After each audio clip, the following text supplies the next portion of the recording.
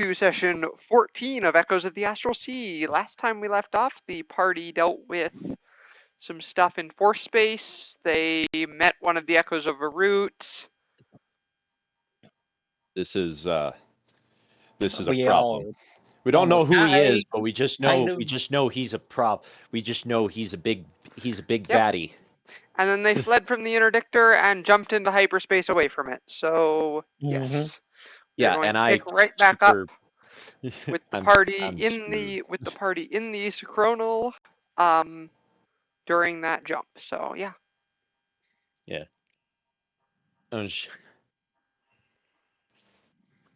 Oh boy. Oh yeah, and Legion got destroyed. Yep. Yeah, I got a little screwed there, but hey, it worked out. So now you have, like, what, 1,200 guest programs living in your suit? I mean, yeah, but apparently that's not that unusual. 1,200, though? It's a little Like, it's enough programs to form a fully sentient Gestalt consciousness instead of just simply, yeah, there's a whole bunch of them that are running, yeah. subroutines that mimic viral infection. I'm just pointing. I just want to point out this is it was weird enough when it was revealed that part of my programs were the programs I brought with me were already Legion, so we're Yeah, so this is she's now. trying not to think about it too hard. Well, hey, if you ever want to talk about having an AI in your head, there's a Spartan with an AI in his head you can talk to. Only it's probably a bit different because it's one AI versus 1,200. You just got one.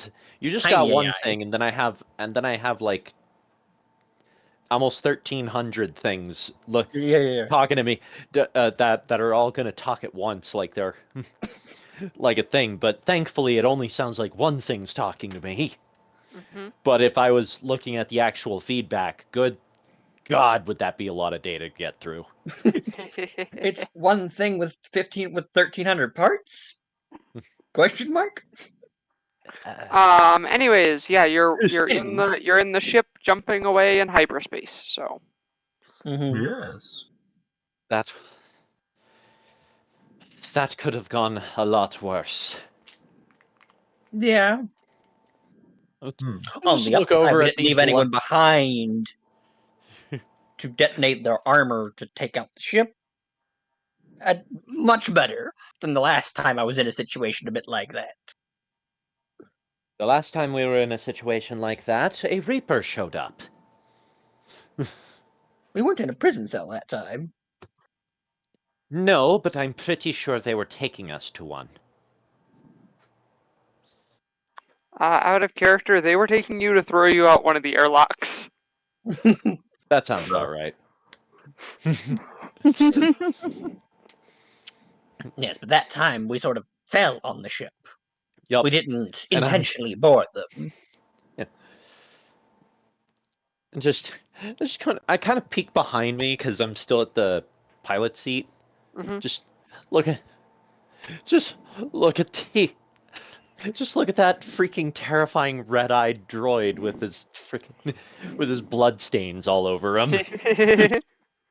Just someone should probably clean that. I just shrug. Celia just grins at you. Your funeral. R7 knows he can't always keep it on. Just be careful with him. I look between blood's not blood-covered R7, and I look back at Nilo. I'm like, it's not that bad. It's only one species, and it's all the same color.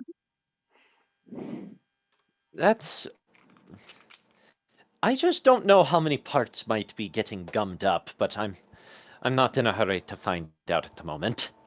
Well, now granted, I don't have anywhere near delicate electronics I'm certain he has, but once it dries, I mean, it doesn't really. I mean, it looks awful, but it's not really that much of a problem when you get covered in in 5 different species of blood, and it's in blue and green and red and purple and It's yellow. generally it's good practice when there's enough moving parts. If there's an excess of dryable liquids, that you get them removed. There. Otherwise it'll gunk up any moving components. The same would go for your armor suit, actually. Probably. But that's not exactly an option sometimes in the field. What is our current destination, anyways? Where did you chart us for, R7? Out of character, a planet called Krylon, which is very near to Yavin.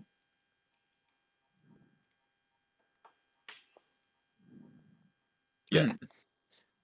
Oh. Yeah. Oh, sorry, I just couldn't. Yeah. Yeah, so he's just gonna beep and whir. Krylon. It's a nearby industrial planet. Pretty backwater. Should be a good place to hide out for a little bit.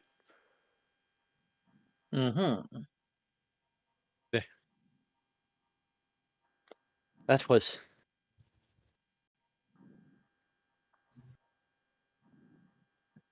was quite the encounter. That ship was very intense. More intense than the average Imperial ship. Interdictor cruisers are not really that heavily armed, I take it. Not even close. They're actually pretty lightly armed by Imperial standards. Not even turbo lasers. What the hell? I think they have a couple of turbo lasers. Nope, they don't. They have 20 laser cannons, and that's it. Yeah. The cannon version of them has no turbo lasers, which for a ship that size, and considering what military we're talking about, I genuinely don't understand how the hell that happened. It might be that the gravity projectors draw too much power for it to have turbo lasers on it. Maybe. But anyways, even still, like. So it's basically an Imperial frigate. Yeah, back in. You said that one with the lightsaber was an Echo? Had to be. This is an image Legion captured. I show her the image, which shows that the thing was super blurry. Like can't see the guy at all. I'm not sure lightsaber is the best description. I mean, the blade was jet black. No, he had an Inquisitor blade. Yeah, he had Inquisitor lightsaber. Oh, never mind. Yeah, the funny helicopter one. You have not yet seen the Darksaber. Oh, okay. Yeah, just so. Unfortunately, we might have to deal with that. Yeah. Yeah. I'd ask if you have any ideas, but I'm afraid you'll just respond something about that captain making a cockamamie plan of some sort. Out of character, a what? Cockamamie plan. Okay, what does that mean? You've never heard that term? Crazy, harebrained. Okay, that's what I figured it mean. I just wanted to check. Yeah. Insane, odd, unconventional, bizarre, ludicrous. One might say insane. Crazy? I was crazy once. Hopefully, they locked me in a room. Hopefully, yes, we know, Maddie. Rats make me crazy. Yes, we know, Maddie.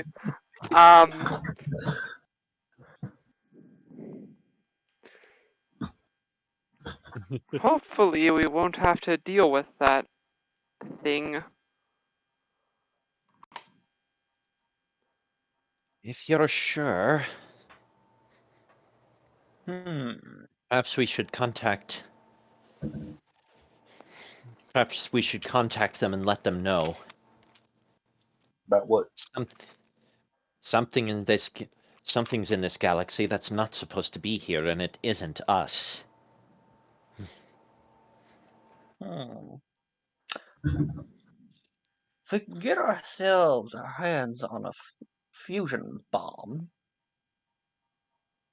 plant it in the hangar deck, get back out, atomize that whole ship. Only problem, I don't have any Havoc mines, and those are the smallest nuclear warheads I know of.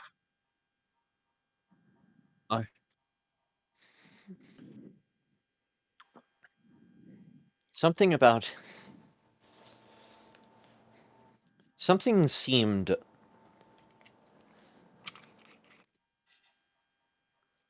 I don't know, intense about the situation. They had a lot of guards. Getting in would be tricky. Well, put us through on a channel. Celia taps a few buttons Celia taps a few buttons and a little hologram of Skirvo pops up. What have you got to report? That's the ghost of the captain. When did he die? I make a shushing sound to Amiria. Well, there was a an interdictor cruiser. 2 reactor bulbs or something along the bottom midline. Seems like a bit much. The Imperial's trying out a new system of some sort. I just shrug. Awful lot of guards on the inside. Black armor, red trim. We believe the commander of the vessel might be an Echo. I was getting to that. What of the ship itself? I got an image of the ship. The ship was blurry. The ship was a little blurry too. Yeah, the ship was blurry in the same way that Thel was blurry. Yeah. The ship, I believe, is also an Echo, but there was something different about it. I couldn't. I'm not enough of an expert in this field. I pull up the limited readings my own armor and AI have on it from our very brief encounter on it in my own holoprojector, so he can basically see it. He's having a little trouble seeing that. These things aren't. Are you using the projector on that other vessel? Those things are a little lower tech than you'd initially think. You're basically showing him a screen through a screen. Yep.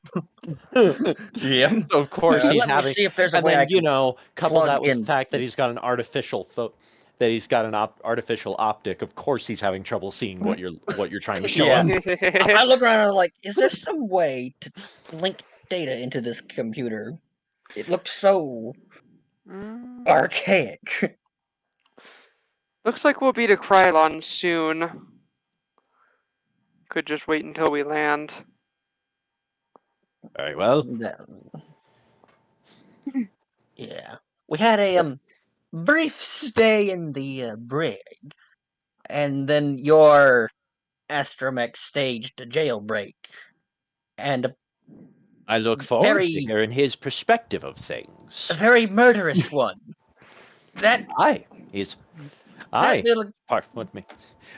Part of what makes him such an endearing little rascal. Do you know that hooligan was able to use this, and I grabbed my massive shotgun with one hand?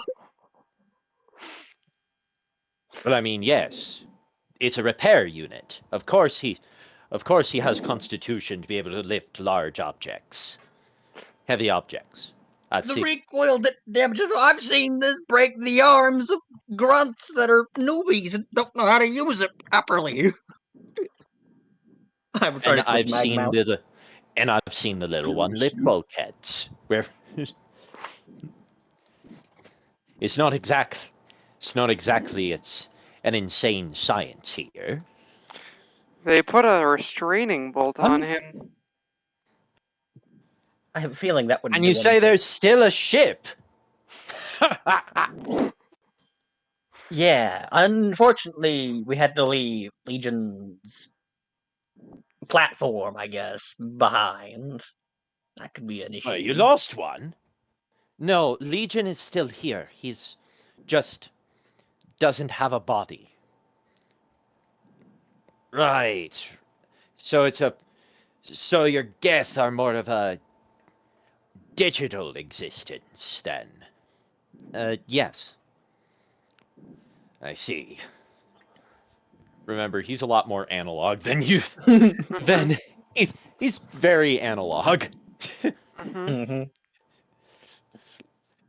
Turbo's not the one doing the hacking for very good reason. I mean, okay, one of the reasons is because I don't think anything can interface with him. It'd be like trying to hack into the CIA with a Commodore 64. What the hell are you doing? Anyways, yeah, so we'll meet you on what was the planet? Krylon. All right, we'll meet you on Krylon. We'll see about trading some of that information. Also, figure out our next course.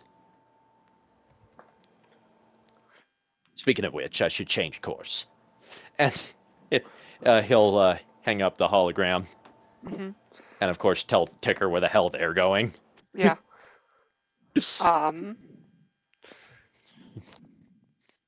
But yeah, after a little while longer, the ship drops out of hyperspace, and you see a very obviously heavily polluted planet.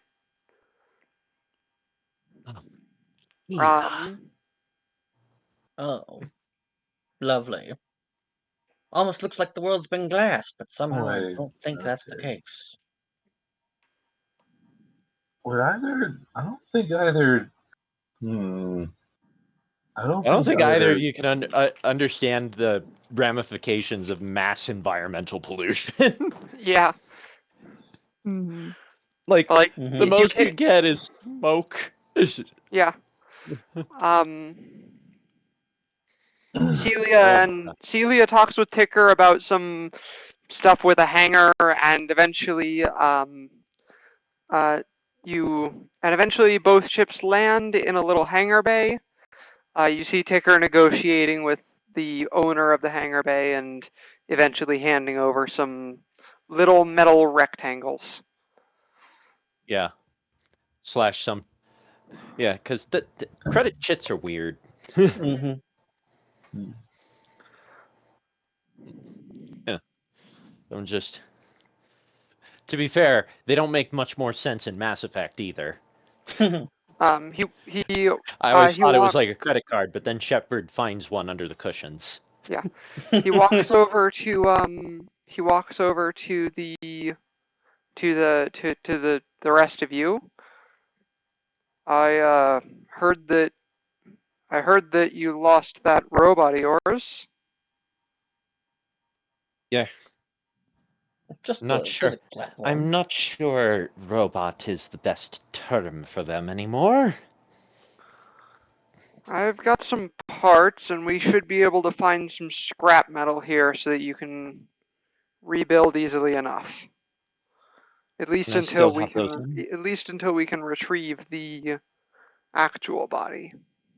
Mm-hmm. Or if impossible, retrieve a different manufactured Geth platform from my original sphere, although that seems less likely. Our Geth don't seem to have much attachment to their forms, although Although there is a bit of... There are a few oddities with the original. Mm-hmm. Oh, this reminds me. Ticker, I have some technical data on that frigate we ran into. For Captain probably wants to see it. You have He a pulls out this thing that looks sort of like a screwdriver, and it kind of reshapes to be able to interface with your little thingy. Your little. Oh no, they've seen this thing already. Skirvo already borrowed it, remember? Yeah. But he straight up stole it before. Oh yeah. But yeah, he things. he downloads the data. I'll make sure the captain knows about this. We have this hangar for the next week or so, so I'd recommend you all get some rest. We've been running around a lot lately. Good to know. Yes. How toxic is the atmosphere? He looks up and he sees all the smog hanging above you. Breathable, but this is quite the lovely place. I think that's a bit of a stretch, but... Do you think it'll be much issue for those two? And I gesture with a thumb over my shoulder to Vegar and Emiria, the two in the party that don't have sealed helmets and enviros. Mm-hmm. Yeah.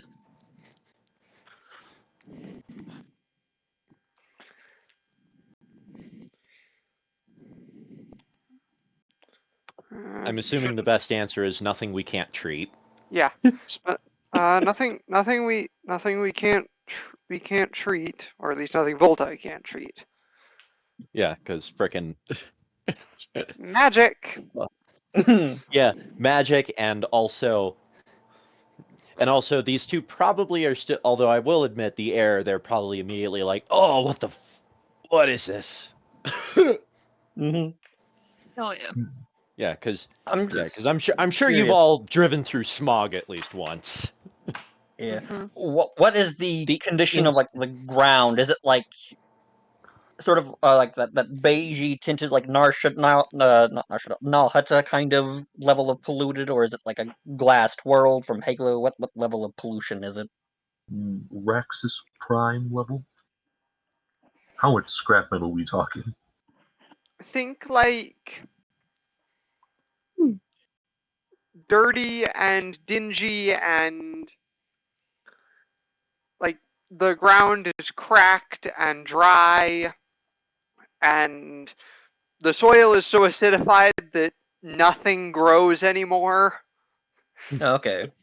So I'm looking around at this and I'm like, and I just want to say, if it weren't for the fact that I'm not seeing giant glass fields and that there are stable buildings, I'd say this world was glassed. But no, I think this is just industrial pollution. I run a scan with my Omni tool. There's a... I'm not sure this planet can ecologically recover from this. Well, if you're dedicated on the terraforming, that would be... hopefully it'll work. I mean, I have no data to back it up. They're only starting to terraform some of the glassed colonies, but hopefully it'll fix something. I mean, it can't get much worse than fusing silica in the ground to form glass, boiling the oceans, melting the ice caps, and then boiling that water. It's real nasty. It's a good thing I don't think it rains here anymore. Pretty sure the rain would be corrosive. Yeah, that's another issue with glassed worlds. Let's... how are you two handling this? Okay, so what is it? I'm still trying to get like a ground on it. So this isn't a junkyard world. It's just, what is it? It's just a heavily polluted world. Heavily industrialized. Heavily polluted industrial ecumenopolis. Yes. All right. So, what was it? You mentioned earlier that we could see the ground.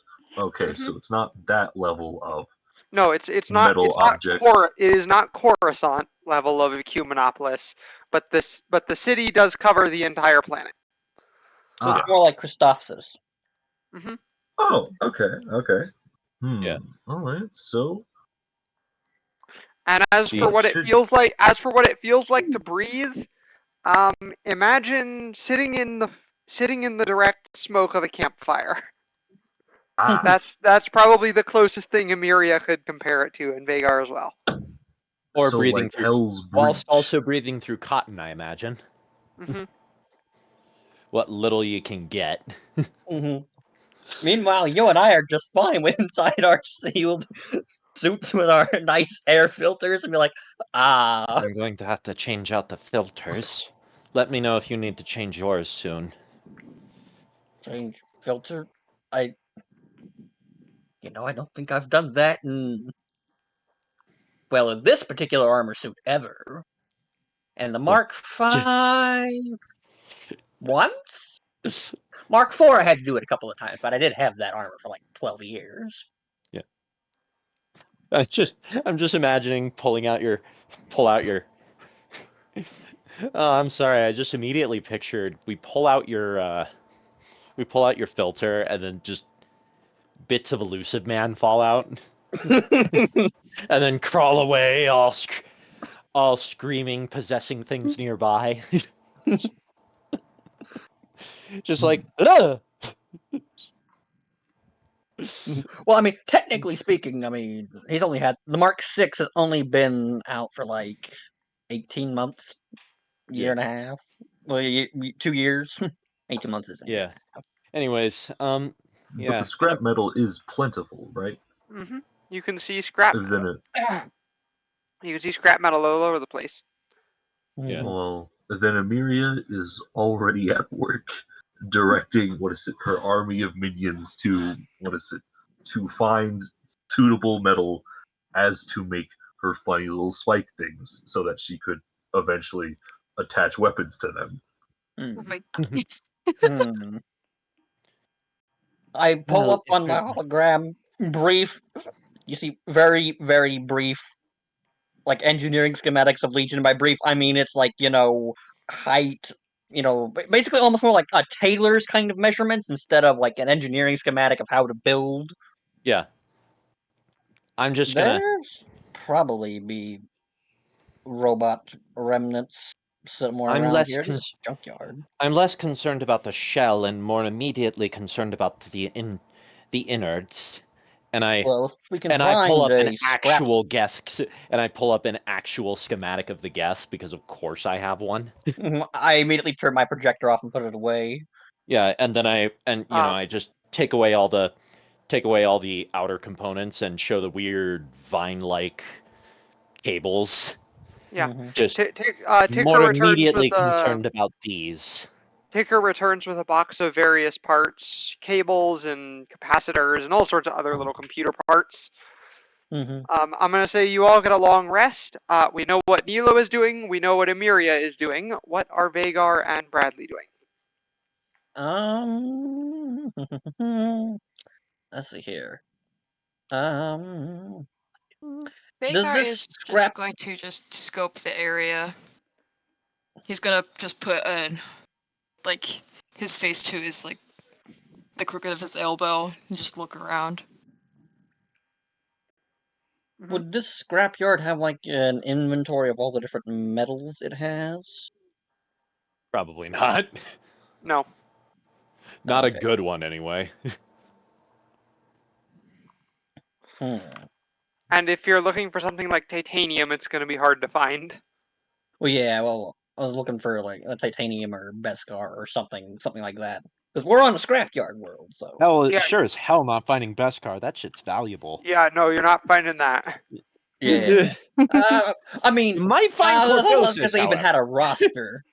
Question: what is the difference between steel and Durasteel gameplay terms? Durasteel is just Star Wars steel, to my knowledge. I thought that they did like something extra with it. What is Durasteel? Enter. More resistant than standard steel. Made of fiber reinforced cement core with punched steel sheets on either side. So it's going. So basically, it's concrete with. That's where all the rocks come from. With 2 sheets of metal on the outside. Well, so that's where all the rocks come from. I was wondering where, because like so many sci-fi series, you see them get hit, and then there's just like a rock comes from nowhere. They just got rocks in the console room now. I mean, granted, mostly this is Star Trek, but like I was always wondering where the hell the rocks are coming from. More resistant than standard steel and stronger than common alloys of titanium. Durasteel was able to protect against kinetic damage. Withstand blows from a variety of weapons. Production. Okay, so it looks like it's... Well, okay, when I actually pulled up the Wikipedia page, not just Google, it seems to be just a, alloy.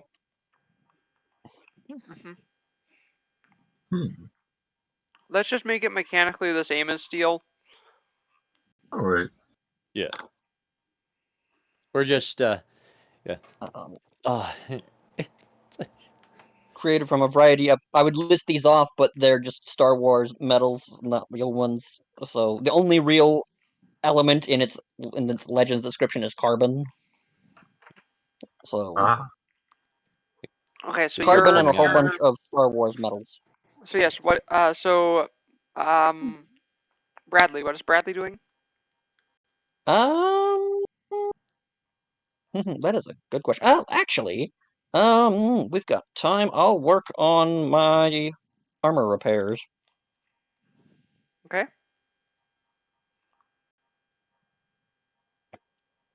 Yeah, that'll be 2 hours of it because a long rest is you do the one thing doing the stuff and you do the other thing doing the other stuff. Yep. Emeria. Let me roll to see how much steel you get.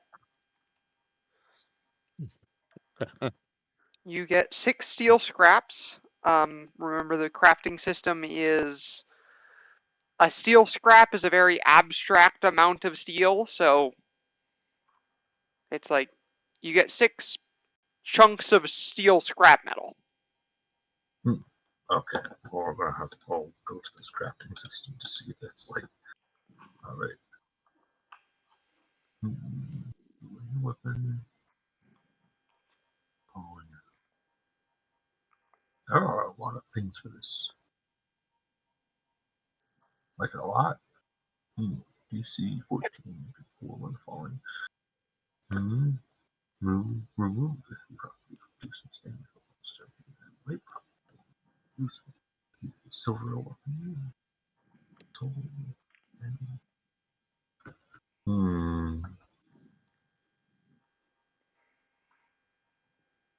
And to be clear, there are 20 metal scraps to an ingot. 20 metal scraps to an ingot. Okay. Yes. Alright. I did not find that conversion chart very easily. Sorry. Hold up. Wait. Salvage it. The orange. Okay. Excel spreadsheet. Come back.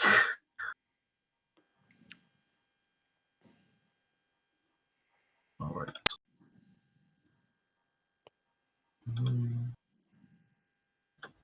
Subsection. Materials. Steel scraps. 5.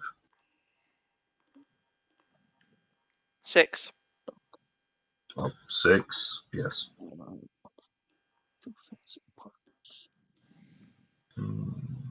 Steel ingots. Put in small conversion chart. Okay.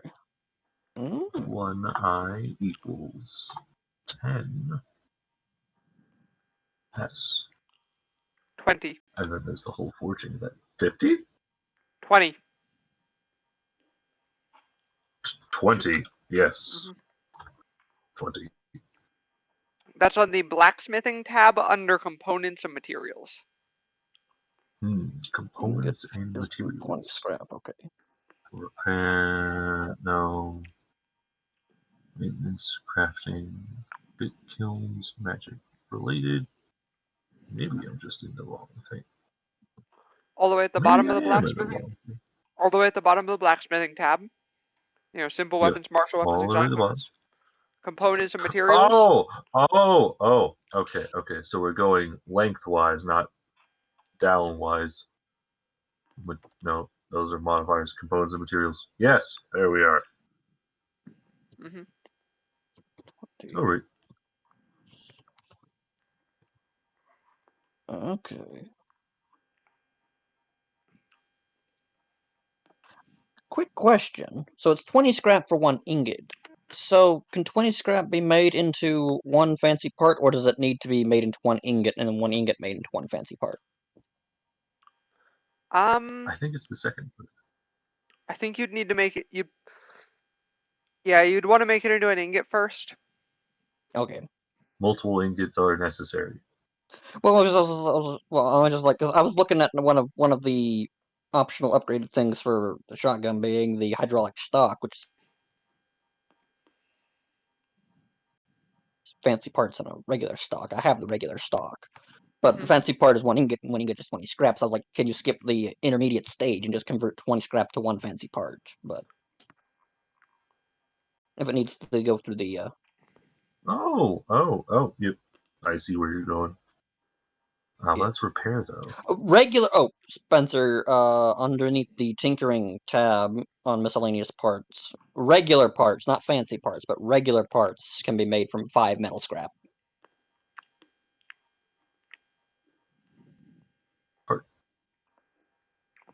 Anyways, yes, you all get a fancy long. Parts be made from regular parts?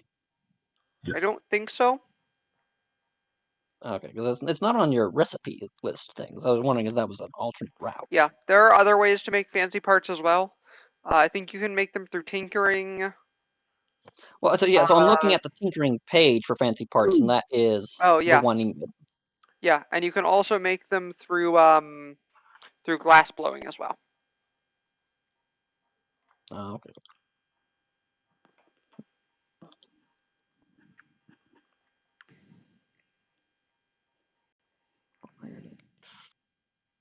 Okay, so yep, long rest. After you take the rest, you okay, so first of all, where exactly? What? Gain acute lead poisoning. No. First of all, where exactly did you rest? Did you rest on the isochronal or did you rest on the Duchess? Well, the doctor is not on the isochronal, so probably on the Duchess. Are they in the same hangar bay? Yeah, they're in the same hangar bay. I'll do it on the Duchess, yeah, 'cause that's where the workshop stuff is, where I'm trying to repair my Vagar armor. is spending time with his wife. I probably also rested on the Duchess because I imagine that's where I left the Promethean components. Yes, and you also did fully repair Legion during your long rest. You don't need to make a check for that because it's just part of being a battlesmith. You can just do it. Yeah. So I'm just gonna finish working on this really odd thing. It's kind of a hodgepodge. Some of the but it also notably has no discernible. Its joints are floating. Because what do you the hell? point that out to me or anyone? Because I no, look I'm at you and be like, well, from the limited Forerunner tech that I have encountered, that's normal. Yeah, no, I just go, I think I did it correctly. What do you think? You use some of Because those. I was aware that the limbs were floating. Some of I was those, aware that the limbs were floating. That was one of the things I looked into. Promethean parts, didn't you? Actually, do we know they're Promethean parts? Nope. Okay, you used some of those Forerunner parts, didn't you? Yeah, Yes. the floating is normal for their stuff. Don't know how they do it. No clue. I was hoping so. Well, it's a very simple process. I go over it, and then afterwards, I'm like, okay, it's not that simple. Because remember, I did actually roll pretty darn well to understand how the hell that worked. Mm-hmm. So. All right. I just look at you like, I don't need to know how they work. I just need to know how to break them. All right. And I flick my wrist to engage my shield, and I know how this works good enough, and I disengage it.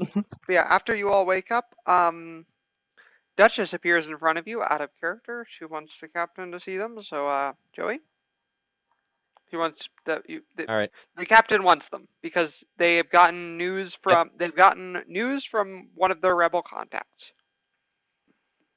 Yep. So she's gonna appear. Hi. Morning. You all have you all need to visit the captain. We have information on that might be helpful about that target we're looking for. Ah. Good. You're chipper today, Duchess.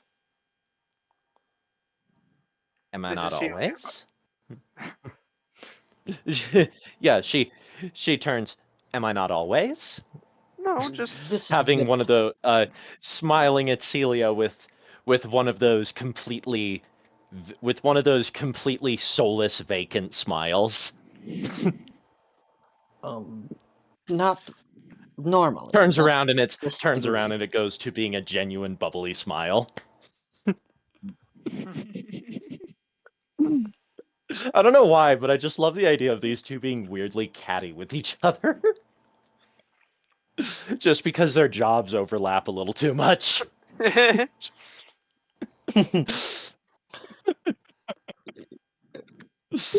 uh, like, she doesn't hate Celia, but frenemies. anyways. Yeah. Well, we best get up there before he sends someone else down after us. Just oh, he doesn't need to do that. Usually I just sit here and annoy you into doing whatever the captain says you need to do. She just starts tapping on your visor. Tink tink tink tink tink. So because we just woke up, my helmet's not on, but it's still next to me. So as you said, I just want to lean in and examine closely. Could there be a No, surely not. No. Tink, tink, I'm clearly just seeing things. Yeah. Nilo, I will see you upstairs. I'm going to leave. One last before I go adjustment. insane. I'm definitely starting to see resemblances that I should not be seeing. Yeah, and I'm just gonna. Nilo's going to operate the Omni tool a little bit and power up the new machine properly. Having Legion fully downloaded back in. Let's go, Legion. Acknowledged. Yeah, no, my Spartan totally isn't seeing parallels from the way he's heard Cortana behaves. Totally not. Not the slightest. That's why he was like, I need to go. I should go. Yeah. Anyways, no. but you get up to the captain's office where the captain and Tinker are both waiting, and you also see one of those little holographic communicators of an old man with a blindfold. Ah. Just that's the one we're going with. Yeah. I have no clue who that is at the moment, but Oh, okay. I'm just like, ah. I know who this is. Yeah, I'm sure Brad knows who he is too. Anyways, Off the top yeah. of my head, I can think of like 3 different blind characters in Star Wars, and 3 of them are dead. So yeah, that's the problem. I was like, maybe Kanan, but no, he's dead. Oh, okay. I thought of like Anyways, 3 different characters and realized all of them were dead. So Yep. anyways, back to anyways, yeah. So the party gets up to the captain's cabin. they have You such prejudices about non-organic life. What is it with this particular? Oh, good, you're here. You wish to see us, Captain? Mm-hmm. I did indeed.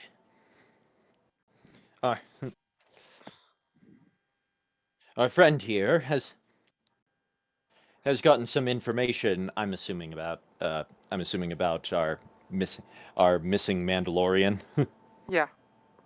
Right. Out of Has character, Skirvo does know his name. Yeah. You are talking to General Ram Koda. Okay. Him. Okay. So the one important blind rebel that none of us thought of. Yeah. Yeah. I thought you would This is think wrong. of him like I mean, I guess It's been he's. so long since I thought of that guy who's not a gone through Jedi. Force I thought of Unleashed. Kanan, and I thought of like one other person I literally can't name for the life of me, but they are super dead. Yeah, or like just some random like Miraluka, because that's an entire species of blind people. But like, no, I'm pretty sure they'd all be dead because Empire. Yeah. Anyways, this is Ram Kota. He has information about Varut. A Mandalorian of. I'm probably not doing his voice right, by the way. A Mandalorian. It's been so long since I've heard him, so go nuts. Yeah, go for it. A Mandalorian of Clan Ordo. There was reports that I heard of a Mandalorian cell wreaking havoc on the Empire's shipbuilding facilities near Ord Mantell. Said that the leader had a symbol of Clan Ordo with him. Might be the one we're looking for. Hopefully. At the very least, he should know his kinsman, if these Mandalorians are anything like Sankili. How difficult do you think it would be to get in contact with him? From what I understand, this Varut you're searching for kind of acts on his own as a part of the Rebel Alliance. Most of us don't have any direct contact with him. Probably the best method for you to do it would be to travel there and make yourselves known as enemies of the Empire. He's been known to visibly crack his knuckles. He's been known to join in when others fight.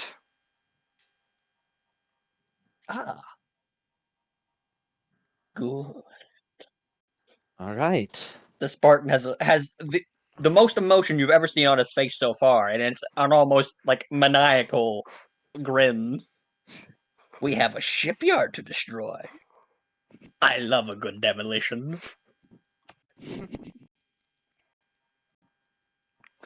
I don't have good memories with such things. Oh, it'll be a grand old time. Now, we just gotta find ourselves lots of explosives. I'm certain our bloodthirsty friend, as I gesture to R7, will have no trouble finding us what we need. Immediately starts beeping about stuff. I told you we're saving the Rhydonium for something else. Immediately the trash can starts pouting in the corner. Imagine he's pouting like, "Oh, we'll have to settle for beradium," which is, Yeah. like, no, you can't use fusion bombs. I guess I'll settle for old-fashioned nukes then. Oh, what sorrows! And it's like, wow. Well, listen, we're talking about the droid. If I was given the opportunity and it would have worked canon-wise, I totally would have had him hyperspace jump a planet, like how that one movie says it would have worked, even though it wouldn't have worked that way. Totally would have done that because he's that much of a psychopath. Coda gestures to Bradley and then turns to Skirbo. Where did you find this one? Seems like he'd make a great rebel. It's a long story. Mostly just sort of showed up. Sometimes I'm not sure if I'm finding these people or they're just growing out of the woodworks. Skirbo does tend to have that kind of luck. He does. Theron, Paimon, I didn't even think about Cerberus, that, but that is how that works. As it happens, I am needed elsewhere. Good hunting, Captain. Yes. Coda salutes and the communication ends. Mm-hmm. How big is this shipyard? Yeah, usually they make. Let's see. Pull. Have R7 bring over the documents or whatever, the data. The one at Ord Mantell is actually pretty small. It's like a space station that's more of a dry dock than anything. Closer to a spaceport than a a small space. Yeah. Well, I mean, technically not a dry dock. Technically, the spaceship version is called a deep dock, but still. Yeah. It's a space dock. Orbital construction yard. Yeah. Yeah. But a small one enough. Looks small enough we won't need anything Havoc grade or bigger. Won't need any nukes. That's good. That was like such a big Some more beeping from R7. No, we're not crashing it into the planet. Why would you do that? Wait, you mean them things have like orbital thrusters and all that? You don't just build it in geosynchronous orbit? It's a lot more difficult than you would think. Besides, sometimes I think he gets a bit short-sighted and misses the bigger picture. Conventional munitions should do the job. Looks like it has its own onboard power source. Oh. R7 was complaining that he didn't get to overload the one on that interdictor. Nuclear? Antimatter. Even better. Yeah. Overload the reactor, let it blow itself up, make a nice big explosion. I look at Milo. Ever seen an antimatter reaction? It's a very big one. I'm trying to remember if that's even a thing in Mass Effect, but I know theoretically it's a thing, so it's at the very least she knows theoretically what it's supposed to look like. I mean, it's probably not too dissimilar from an EZO-based explosion, because EZO is dark matter. Probably not. Just, I understand the theory.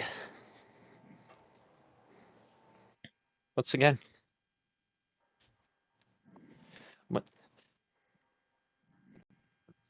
What's the guarantee that we'll be able to... If we take out the station, how will this attract Varut? Well, the station probably has some ships docked on it that will still be fighting and all that. So in other words, we need to go and see what's actually happening. Probably. And even if there isn't, blowing up an orbital station is bound to draw attention. from the nearest patrol group. Station's too small. Is Orbit? Yeah, no, never mind. I answered my own question. Station this small would not be a major hub of commerce, so we'll probably just draw a small patrol fleet, nothing bigger than a frigate as the main ship. At least if they respond the way I would expect them to. Reports say that a lot of Ord Mantell's defensive fleet has been cannibalized for the war effort. I'd be surprised if we face any resistance from capital ships. All the better. If there's nothing bigger than a corvette, that makes our life easy. It's just, what's light Imperial defense? No Star Destroyer. Because let's be honest, as much as I talk crap about them wanting to throw Star Destroyers at every problem, the problem is that they consistently just couldn't do that. They had entire sectors of space patrolled by just one. Because, logistics. Yep. Galaxy big. Metal limited. Yep. That's with KDY, Fondor, and CEC all building ISDs. Yeah. Yeah. They still had a ridiculous number of the darn things. Yeah. Anyways.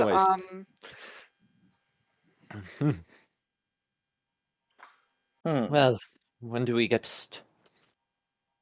and how do we get started? Well, unless you're lugging around an awful lot of explosives in this ship, we're going to go need to creatively acquire some. No, you don't? Because the... Oh, yeah, that's right. We're not using explosive. We're overloading reactor. That's right. Never mind. Yeah. R7 managed to download some more up-to-date Imperial codes when you were on the interdictor. So if we take in the isochronal, you should be able to dock without issue. I see. Excellent. But then what? Do we just walk around, look confident? R7's just gonna be more or less. Always worked for me. That usually works. Just look like you belong, and they'll usually let you through. Security that bad.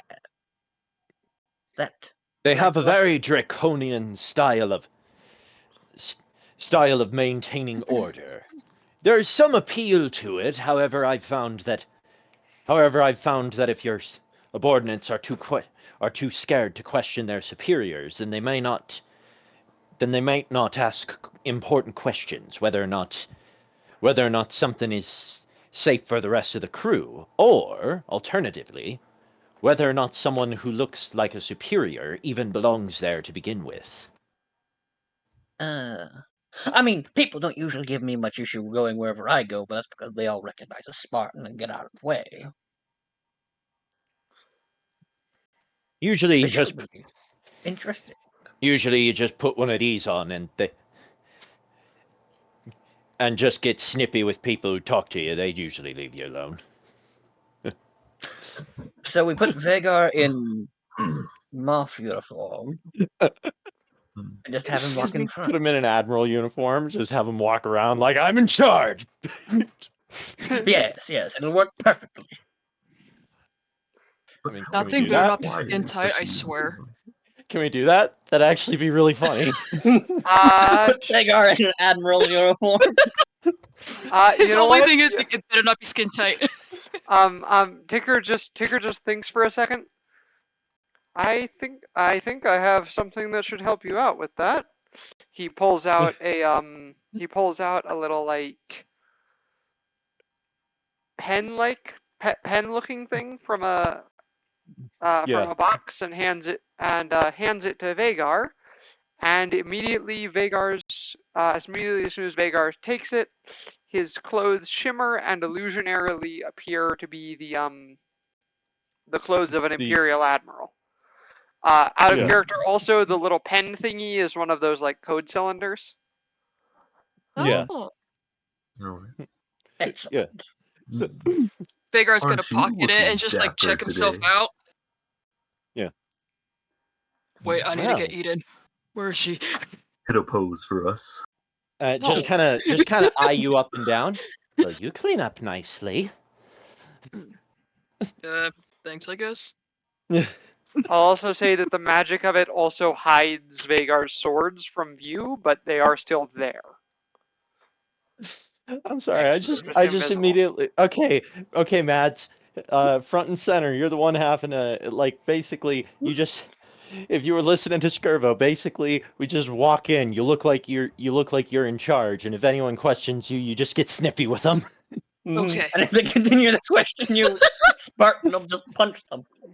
Because just for crying out loud, okay. I can't believe that's how the Imperial military actually operates. Okay, perfect. Let's do this. It's ironically the perfect role for a Witcher to play. Foolproof. So yeah, you fly over to Ord Mantell. We'll just kind of hand wave the travel time because it wouldn't be super long. But you fly to Ord Mantell. Wait, what were you gonna say, Miria? Nothing. It was like if it is long enough, I'll do something. Oh no, it's not. It would be quick. Yeah. All right. So you fly there. You see the little space station. You see some commercial ships. You know, some freighters. Some of those big triangular cargo ships. Yeah. Interesting design. We should probably come up with a cover story. You know, it's like if anyone one. does ask. We have an Imperial Admiral. Surely there aren't many that can outrank an Admiral. You're right, but they might question why we chose to come here on such a strange notice.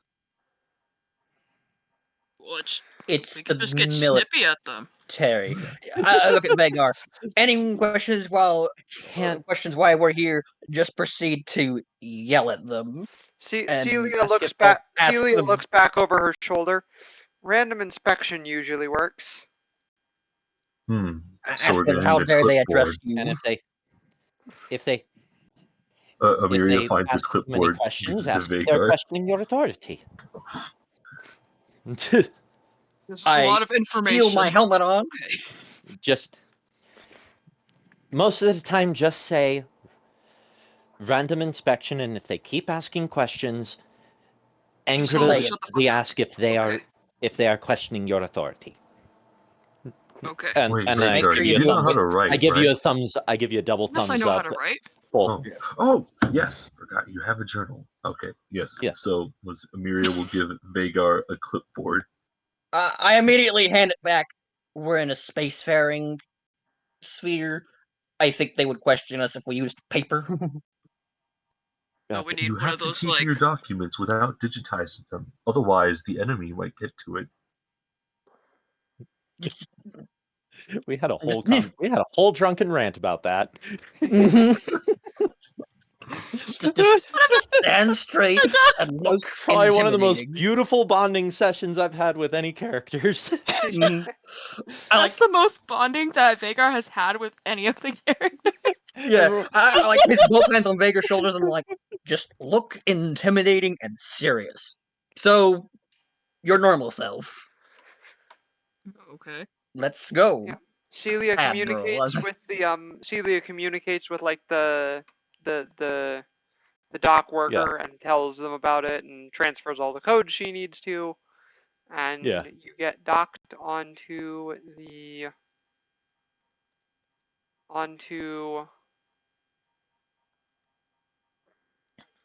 little space station. There we go. All right. I draw my shotgun and just carry it in a ready position, basically sort of like how all the Death Troopers carry their blaster rifles in the scenes they're in. Uh-huh. And I'm just standing off behind to the right of Vagar, looking very much like a Death Trooper escort, only as a Spartan 2. Yeah. In I am going to do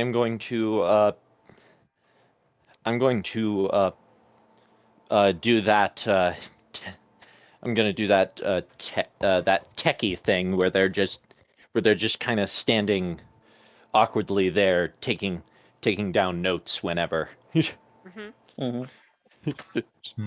I will be to Vagar's left, doing like, I don't know, small talk about what we need to be doing in a very, what is it, to make it look like that we're having an important conversation. Yeah. And Celia is staying on the ship, by the way, to keep it ready to go. R7 obviously comes with you because R7 will need to come with you. Yeah, but as far as anyone's concerned, he's about as visible as a coffee table. Yep. Like, yeah, it's there, but it's not important. We did get the blood off of him, right? Yeah. We just call it red paint. Yeah. I just want to point out that that's seriously how everywhere droids are. You just, like, for us, they're interesting and weird, but for them, it's literally like, oh, look, you have a shelf. That's a nice model printer you have, I see. Yeah, exactly. Right. But I think they'd be concerned if the shelf had blood on it, won't you? Yeah, no, exactly. Yeah, you wiped the blood off, obviously. Yeah. Someone had to clean him off. He can't leave that stuff on there, even if he enjoys being painted for a while. Yeah, you walk out the little side airlock thing. Also, they've shown that droids do actually take a weird pleasure in getting cleaned. Oh. And there are a pair of stormtroopers standing there, ready for you to step off. One of them immediately, they both like immediately snap to attention. Sir, we weren't expecting an inspection today.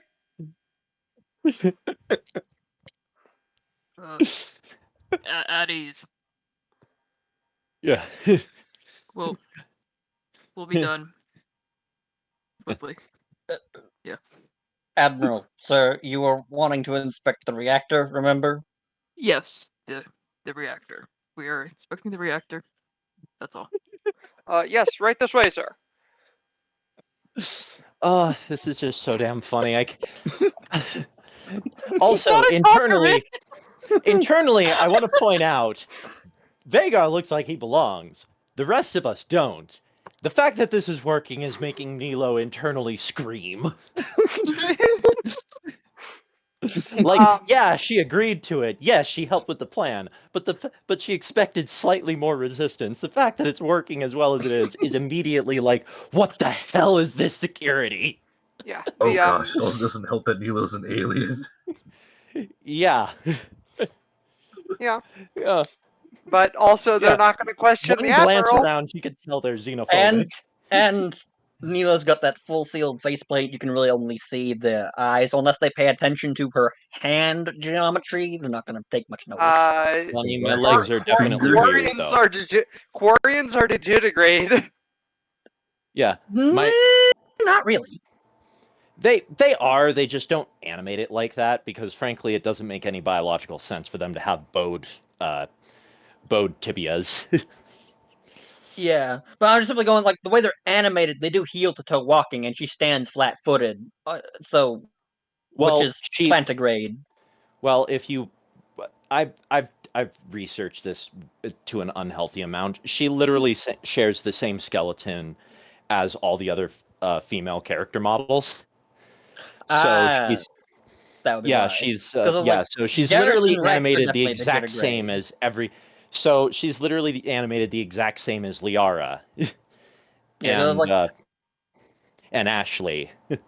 Like Garrus and Rex are definitely digitigrade. Quarians is like, yeah, and their art with the way when they're standing still, I can see that being digitigrade. When she's physically standing there, and it's not point out selection screen, the I'm like, Krogans no, that's plantigrade. I want to point out Krogans and Turians do the same thing. Turians actually also straight up share rigging models with. Well, yeah, but the way the model is drawn, Krogans are just.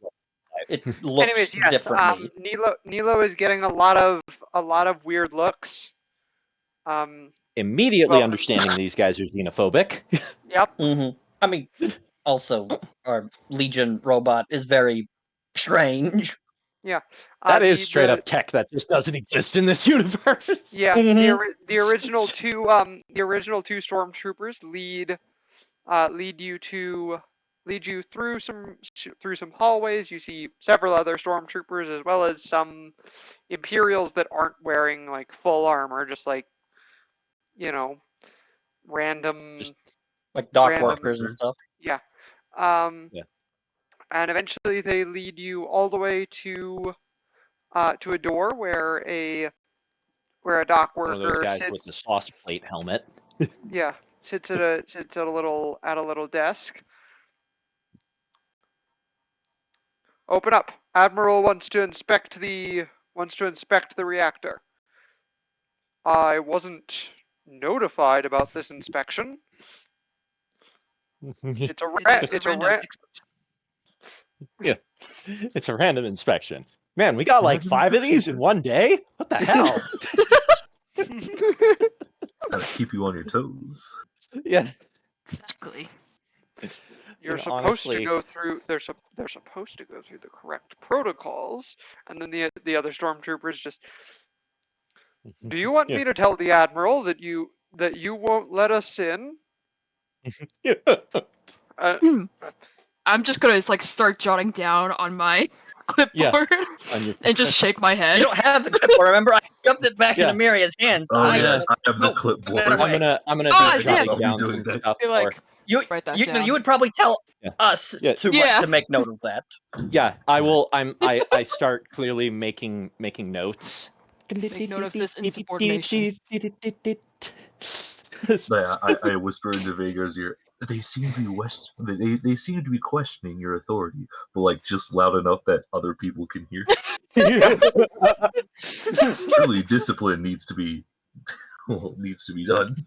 Vagar's gonna shake his head and look at them. It's like, are you questioning my authority? No, sir. No, sir. He reaches over and presses a few buttons on his little panel, and the door slides open.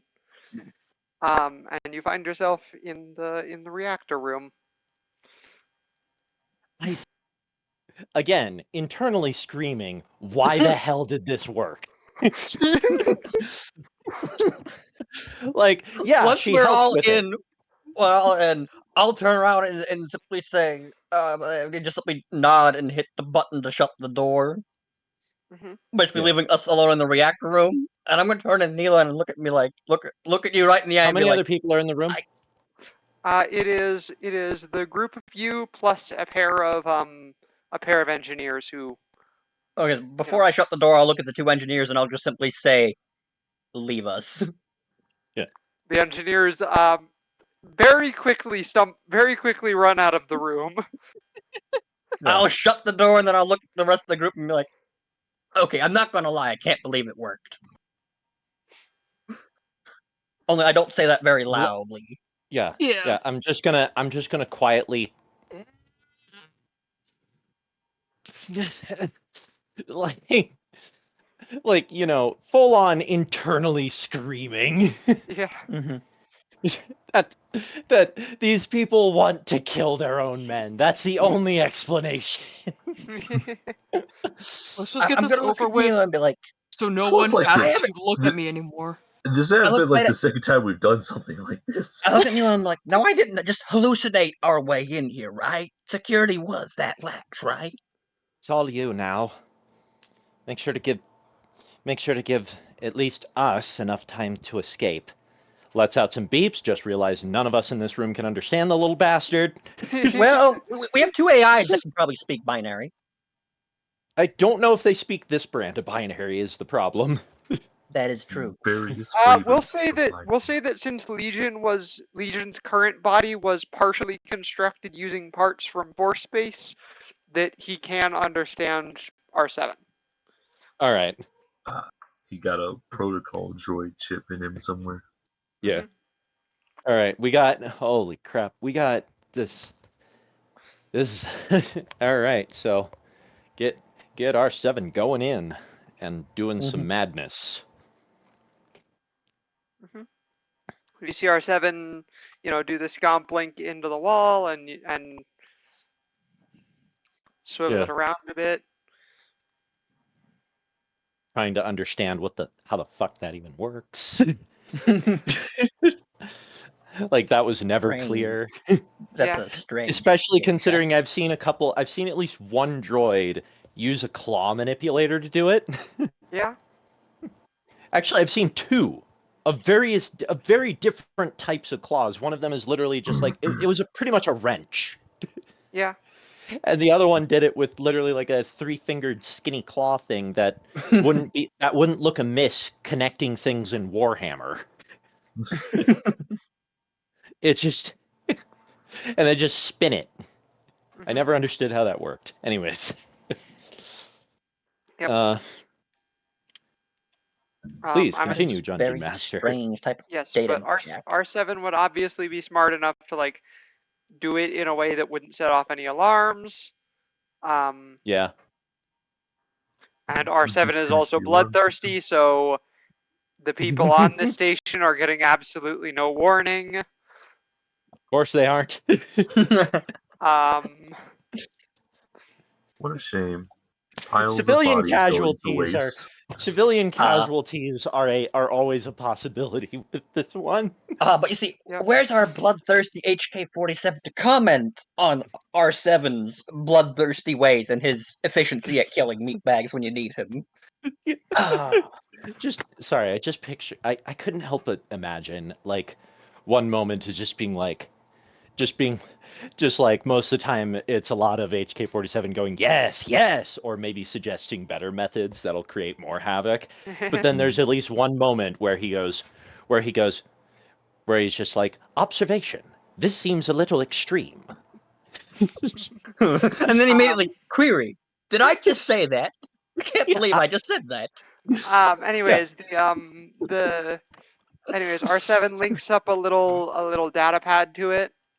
And beep something about being able to trigger it remotely once you're off the station, obviously. Fantastic. I'm gonna take the pad. Well, let's finish inspecting. Just kind of jot down random notes. Yeah, just yes. Do that. Floor is made of floor. As you were. Just tell them as you were. Are there guardrails? We got a note about the guardrails. Yes. Not up to code. To fix those.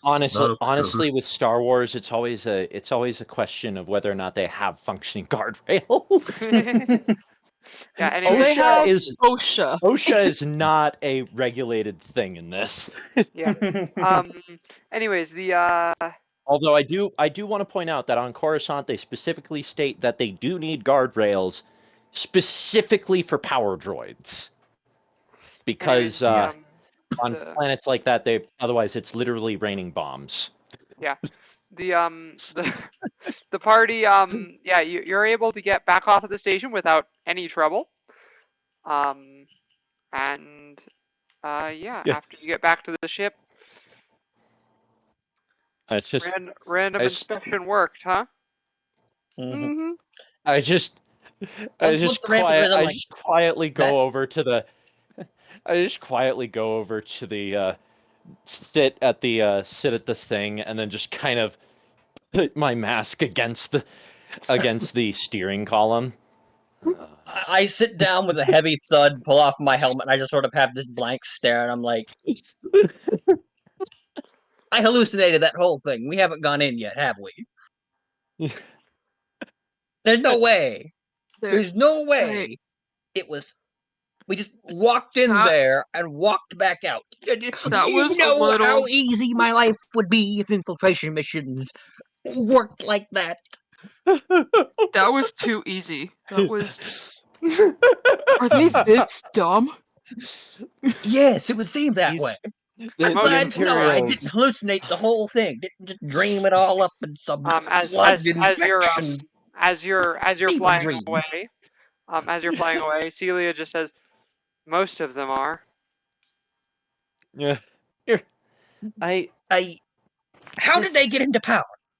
Like, how does a government this inept get into power? It's so easy to go up the ranks, but they're so stupid that nobody goes up the ranks. Inevitable.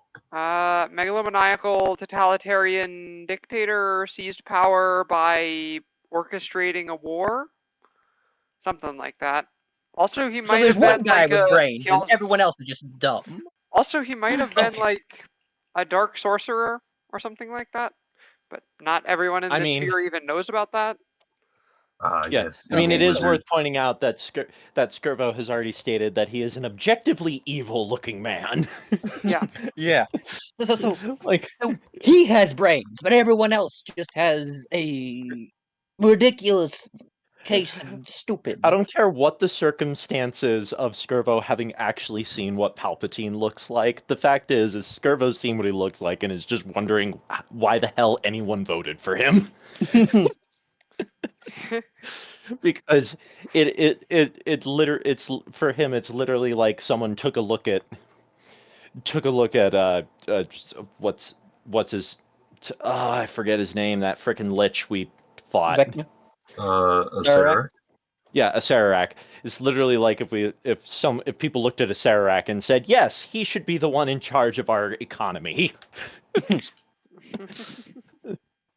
Like, it's just that ridiculous to Skirvo. Yeah. Anyways, it's just, do they have what is their doctrine they're trying to follow? I don't understand. Their ship design makes no sense. Their military structure is abysmally inept.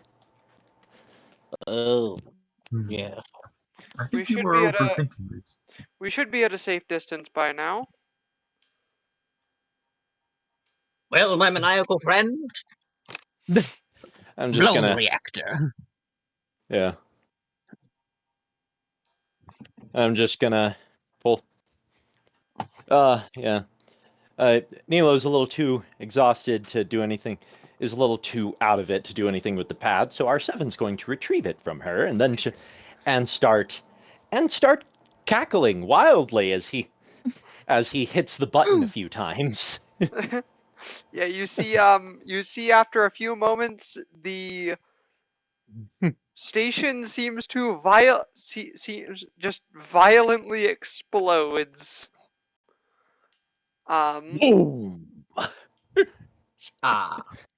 It's been a while since I've seen a good nuclear detonation. That wasn't. I think they said antimatter. I was curious what that actually looked like in practice. Yeah. But I give R7 a pat on the head. Good job, look back guy. at the still cackling wildly soda can. Are you sure he's nothing to worry about? But it certainly is quite the sight. He's on our side, isn't he? Luckily, his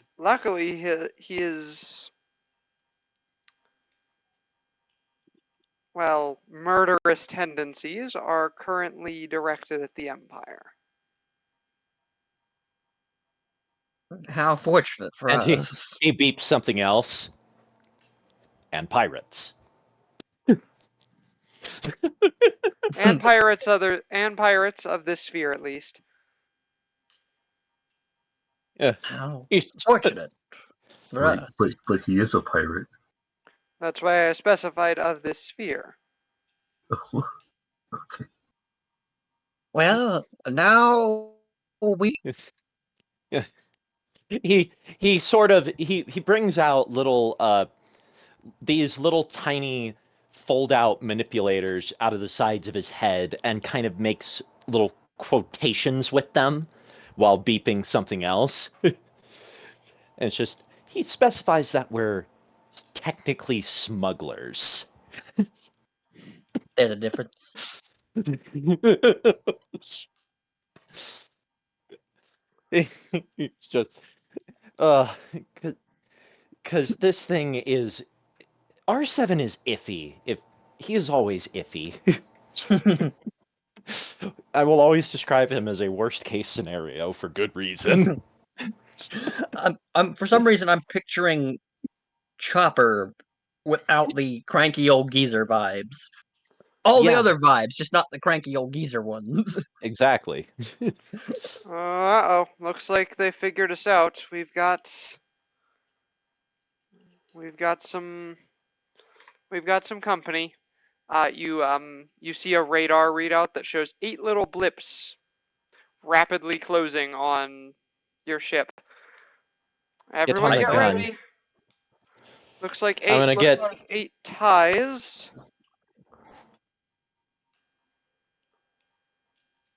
Are they All all right. the same configuration as Space last battle. time? Yes, it does look that Space way. battle. Hey, look! Remains of the station.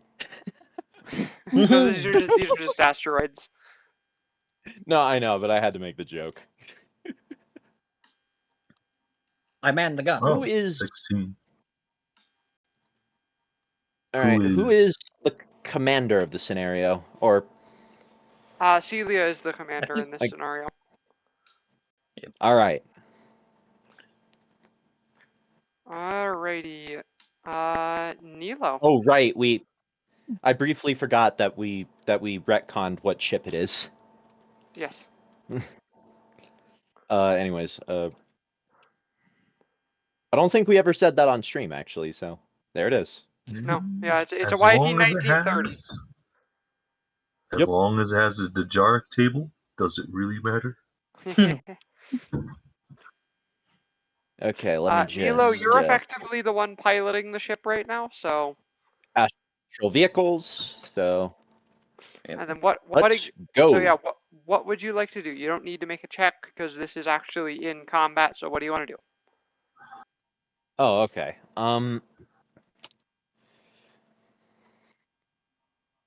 First of all, I want to get some momentum going, so we can, so I can start pulling some, at least some maneuvers. Maybe maneuver around an asteroid, cause one of those idiots to crash into it.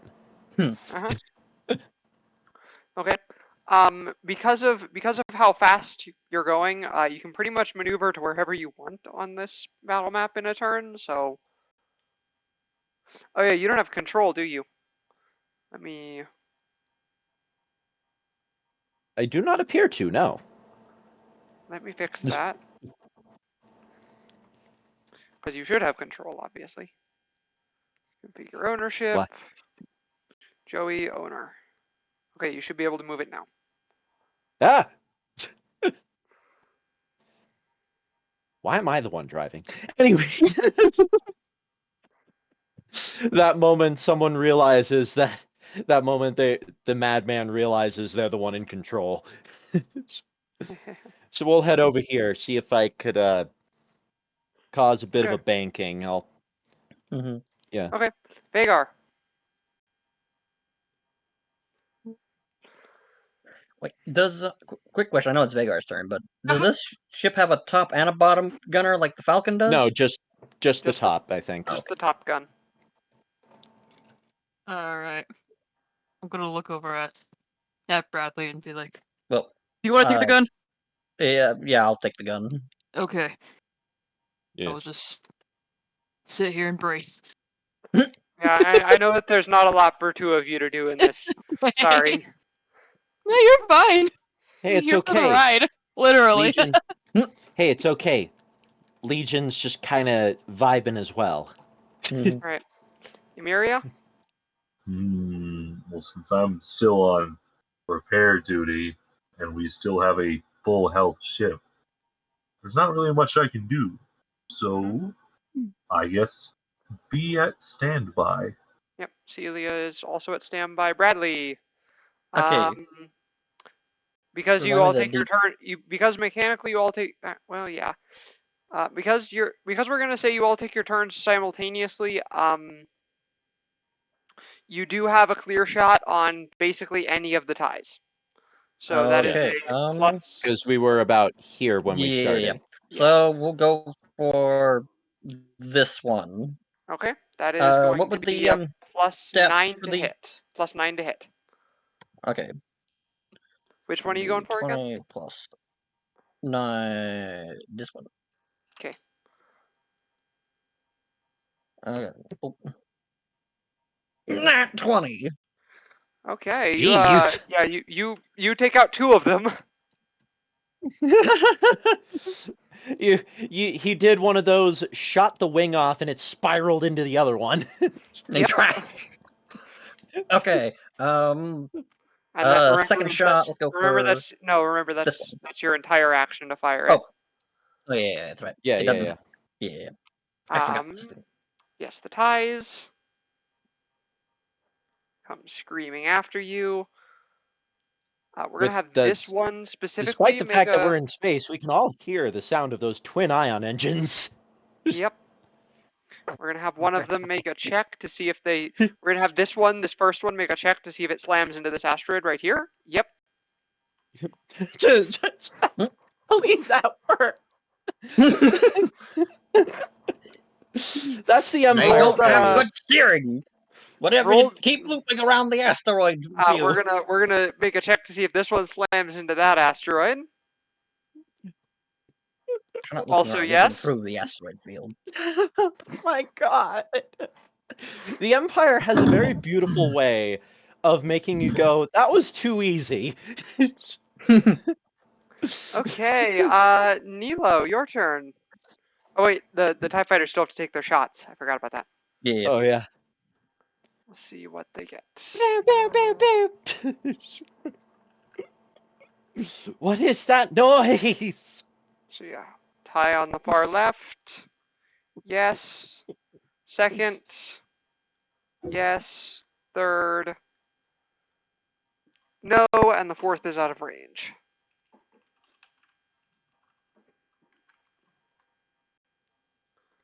Okay. Yeah.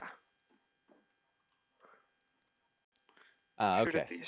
We can all view the hit points from here. Ooh. All right, Nilo, now it's your turn. Now. All right.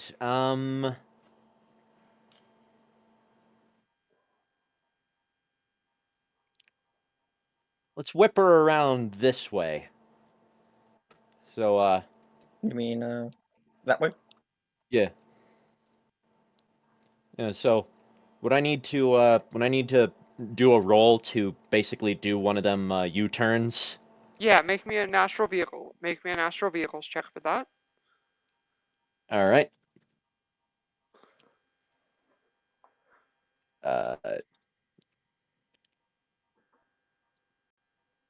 I'm pretty sure one S20 doesn't help with anything.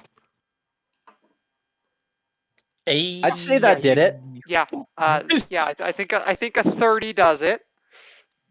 Given that the DC was like 15. Okay. Is that all my movement, or am I able to? That would be all your movement. head... Yeah. That would probably be all your movement. Okay. Yeah. Okay. That's what I wanted to check. Yes. All right, Vagar. At the very least, 2 of these guys are gonna have to try not to crash again. Yeah. I can't really do much, so I'm still holding on. All right, Emiria, if you want to do the repairs, make a Tinker's Tools check. All right, Tinker's Tools. Tinker's Tools +7. Rolling 1d20 plus 7. 12. Okay. Yeah, you'll get a little bit back from that. Probably just your artificer level then, or just your level then. Alright. So, because that's technically a failed check, but it's not a horribly failed check. How much can my homunculus help with this? Your homunculus, there's a specific mechanic to it helping with checks. Yes. Use its reaction to give a +1 bonus. Okay, yes, that would still be technically a failed check. Alright. Just not a horribly failed check, which is why you still repair a little bit. Celia, Bradley, make a shot.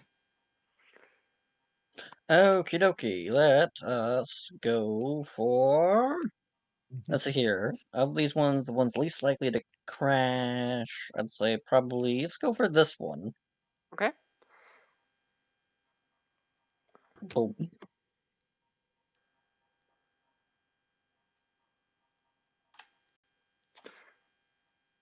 Okay. To the TIE fighters now. This one doesn't have to make a check. The other two do. Because TIE fighters have horrifically bad handling.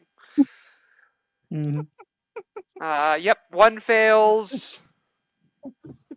And the other also fails. Oh, no, I didn't know about this. This is beautiful.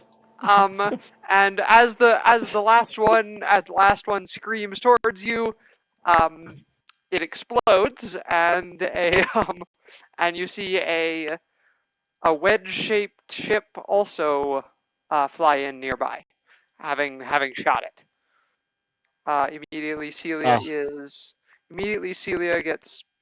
you get hailed by the ship. Yeah. And Celia answers. Didn't expect to see other rebels here.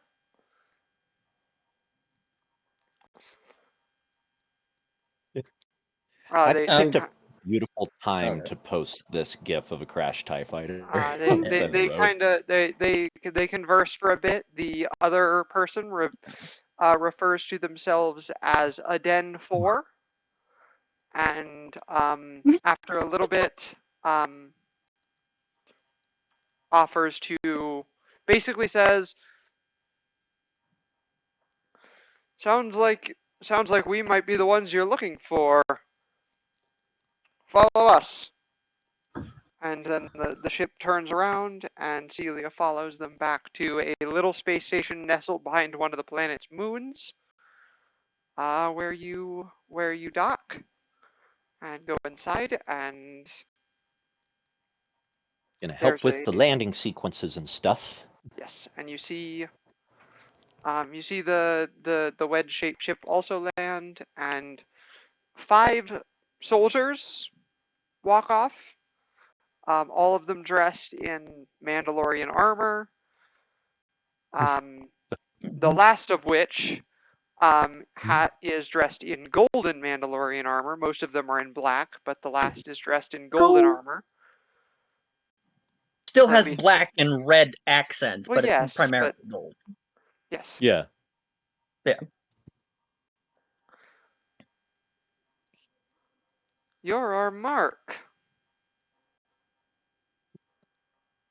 This is Celia talking to him. Mm-hmm. Yeah. Brad? Which of the 5 would speak up? He's like, Mark, which of us... Oh, yes. Actually, no. Mark, you say? He immediately pulls up a very long-looking blaster rifle. Now, what kind of Mark are we talking about?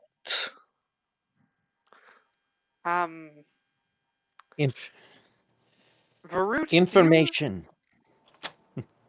Varut, do you remember the name Quilrith?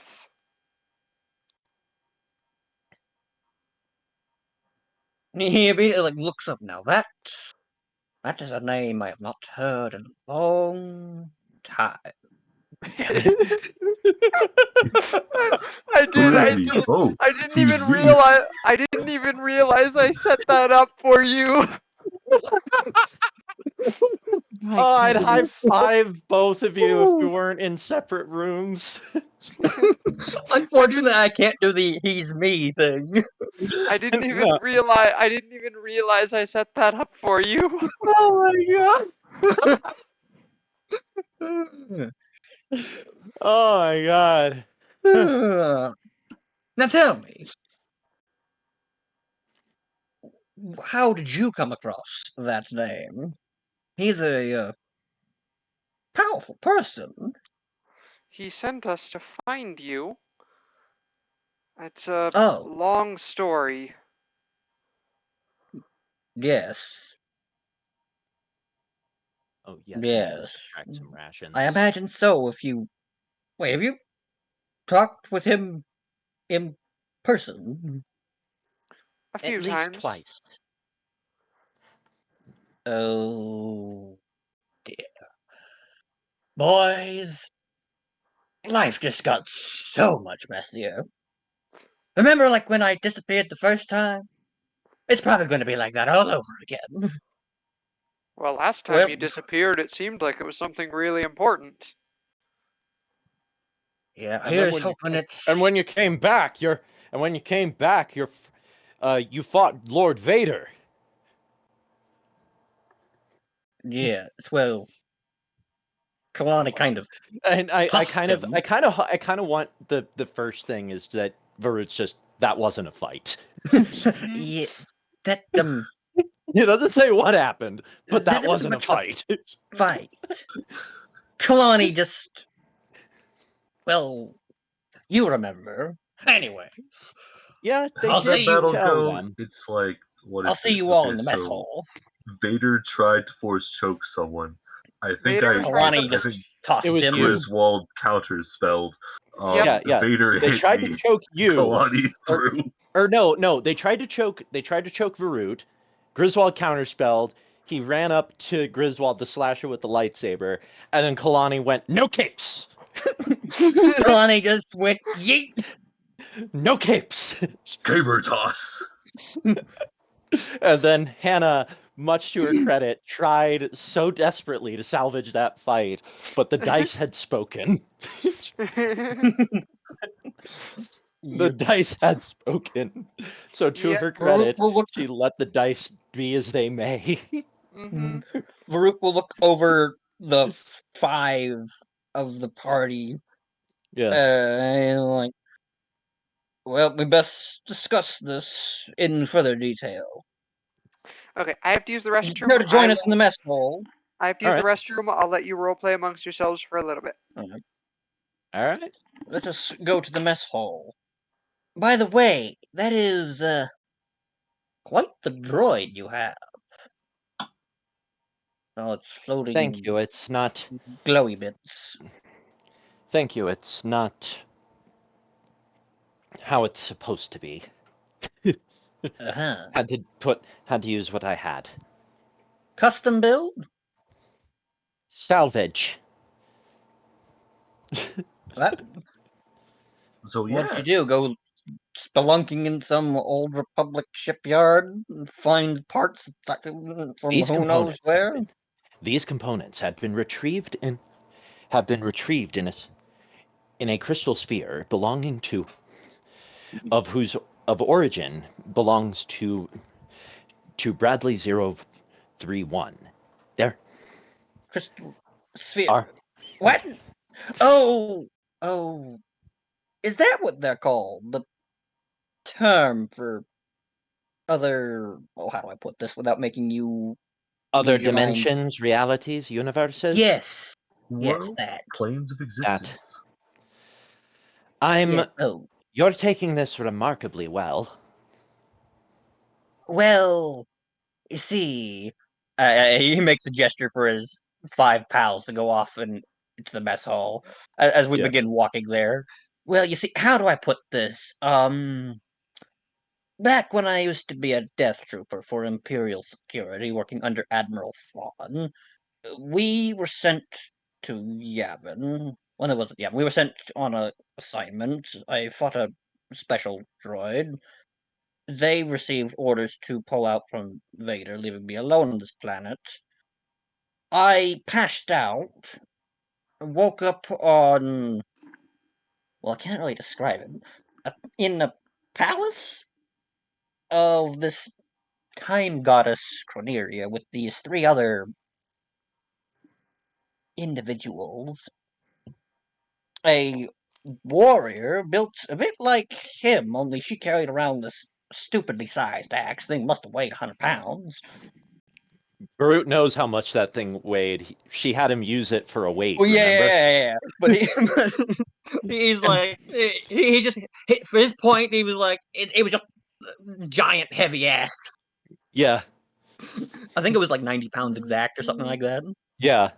Point is, it was too much axe. Yeah. Don't know how she lugged that thing around in battle. Good grief. A crazy space clown named Griswold had a thing with puppets. He just looks shuddered briefly. The mask insane looks woman. Scarily similar to mine. Well, I don't even know how to describe Juneau, but she was interesting. I'll just put it that way. Did I miss anything important? Not really. We just got around to the point of Varut introducing why he knows a bit about crystal spheres. More or less, more or less when Legion said crystal spheres, he wondered if that's what the technical term for the other dimensions is. And then so we were just now. Granted, Cornelia just opened portals and we walked through them, but that seems a lot simpler than what we went through. Oh, do tell, how did you end up here? We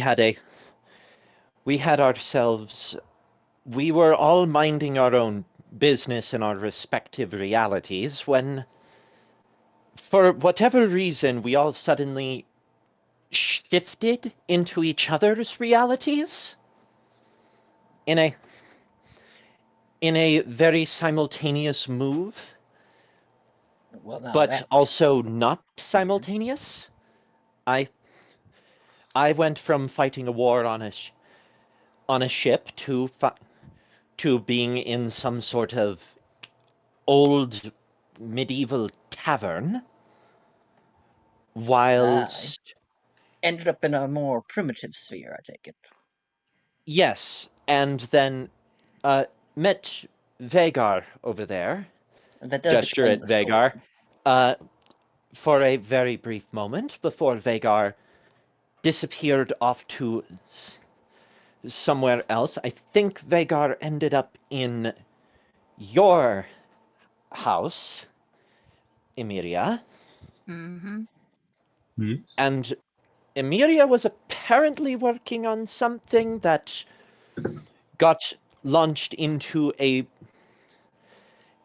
reactor of some AA gun that was the target of Stud Muffin over here. And Spartan just look down at you and be like, really, you two? It's a catchy name. Yeah. And it's not wrong. Yeah. But then they landed in and the explosion of the AA gun caused him to land in my sphere, specifically in a way that apparently helped end the war I was fighting, so... you could just go ahead and say it. I squashed a man with my half-ton armor suit. And passed out in the fall. I just kind of pat you. Thanks for that. And then after that, we all landed on I think it was one of those triangle ships, the ones that are way too big. An Imperial class Star Destroyer. The Pizza Cutter. Yeah, they are. Well, they got a bit of firepower for taking out other capital ships at orbital bombardment, but anything beyond that, they're terribly designed. They're terrible. They're pretty useless. There. You said you worked for the Empire? How? Imperial Security. I worked for a blue skin fellow, red eyes, named Thrawn. Tactical genius. Brilliant strategic mind. He actually I was don't able think to. genius should belong anywhere near what I have seen in the past couple days of these Imperials. Oh, you've been enjoying the wonderful changes brought about by the Tarkin Doctrine, haven't you? The what? The military doctrine Just by kinda the Outer walking. Rim Governor Grand Moff Tarkin. The Just kind of overemphasis on big battleships, the horrendously cheap, unshielded starfighters that are en masse. Surely you would run into TIE fighters by now. Well, I mean, we ran into TIE fighters. You shot one. Remember? Yeah. Well, in enough. bulk, he's what he's referring to. Surely you've Yeah, run into okay. large groups of TIE fighters by now. There. Cheap. You're Lots of them. just. Yeah. Is there anywhere I can read this doctrine? Like she's clearly got that look of someone who's trying desperately to understand, but also looks like she wants to strangle someone. I wouldn't say it's any one document, just the Grand Moff of the Outer Rim whispering in the Emperor's ear. They're old pals, from what I hear. Slowly place my palm on my mask. They Just prefer battleships over nepotism. carriers. See, back during the Clone War, the main capital ship was more of a fast attack carrier. Less armament, a lot more starfighters, but those ones actually had shields on it. That would make a bunch more sense. Combination of starfighters and bombers. I Only problem is they weren't exactly the strongest of attack craft, but that's what happens when you use an assault carrier as a battleship. Come to think of it, I want to point out Varut probably didn't realize how bad Imperial security actually was until he started doing infiltrations. Mm-hmm. Because he was the guy you don't question. Yeah. He was the guy you don't question for the longest time.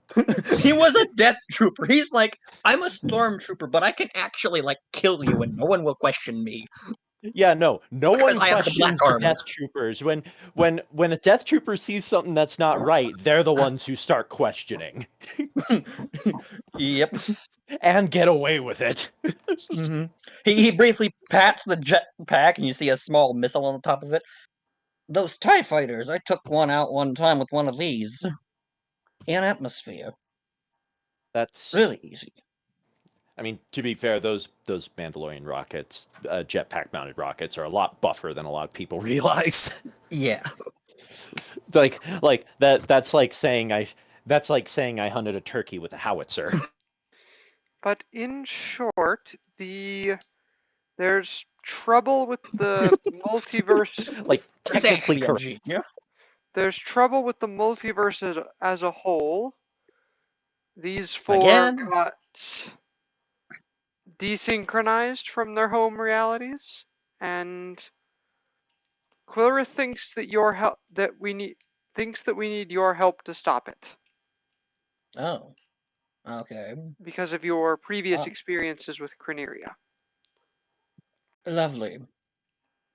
You would say, have you found any strange occurrences happening here? One, there appears to be an seems to be a phenomenon that we started referring to as echoes, where these anomalous doppelgangers taken from time will start appearing. Oh, by the way, Varut, real quick, can you make me an insight check? Yep. Insight. 1 second. This is not for something Nilo said. This is for something else. Yeah. Insight. So it's not on the stat log you gave me. There appears to be just straight wisdom then. So there appears to be an interdictor that's actually sensibly designed. No. Okay. Anyways, that was all I needed in the insight check from you, Varut. You're like halfway to the mess hall, and he stops mid-stride, and you see his gold-plated face with the red rim, well, his helmet, turns right to you and be like, you encountered an interdictor, and you say it was sensible. Yes, yes, it apparently had multiple reactors. Its cyber defenses were high enough that apparently that little thing couldn't get in, despite his high affinity for such systems. What would an interdictor need 2 pounds? It was colored black. Black. High security. You were on this cruiser? Yes, there was also a man wielding a one of those lightsabers. Disc hilt? Yes. Were the troopers stationed on board in black armor, red accent? Were they?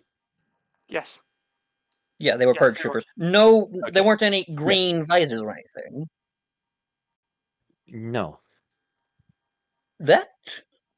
You're lucky. That was an Inquisitor. That explains the black paint job and the high security. And whatever that Inquisitor is, they don't belong. Legion managed to snap this picture of them before we were captured. I pull up the not picture of the Inquisitor.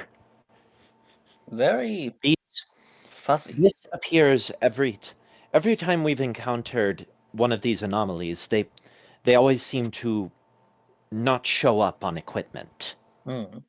That's very. I even flipped through I even flipped to the Avacyn one, as well as the one from the as well as the security footage from where we fought the Prometheans. Yep. Well, now that's Nilo make an insight check. Yeah. All right. Let me see. Oh, that's creepy. We arrive at the mess hall. He'll call out, "Hey, Karth, Jet, you guys are good with weapons and such. My insight's actually pretty good. What would a good. cruiser need with a second reactor, interdictor side? Probably to power more weaponry. Those gravity well projectors use a ton of power. That's why the normal interdictors are so lightly armed. Yeah, and just no turbo lasers on an Imperial cruiser. Nilo, you notice. You remember there being some noticeable design similarities between the Inquisitor's armor and the armor of, well, these people. Yes. Come to think of it, their armor carried a few design cues. Matching similarly to this, although I can't exactly cross-reference. They have...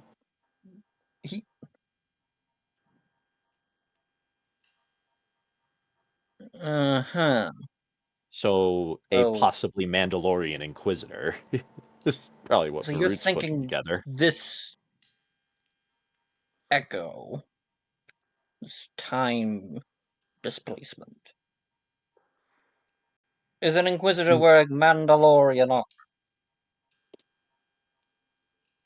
on an interdictor cruiser that's been retrofitted with a second reactor and who knows how many additional weapon systems.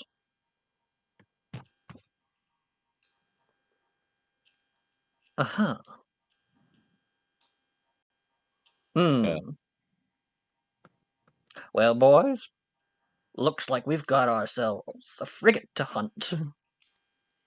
A proper fight for a bunch of Mandalorians, wouldn't you say, my friends?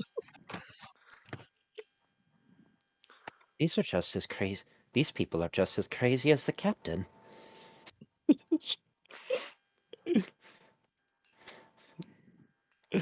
Come, sit down. I'm certain you haven't eaten in a while. I should eat something. Oh. But don't bother grabbing anything for me. I can't eat what you eat. Pull out one of my rations. The med droid, not the med droid, the cook can cook up stuff for most alien species. My chemical makeup makes me makes most of the things you eat cause me to have an acute allergic reaction. Oh. Unless you have a cure for that, I'd say it's better if I just stick with the field rations. Well, I mean, Bacta does tend to fix just about anything. Can't regrow limbs, though, which is a shame. That's like the only thing it can't do. We were joking the other day about that being like what if it could and everyone was just using it wrong? I mean, if you're a Gand, it can. Yeah. After a bit, the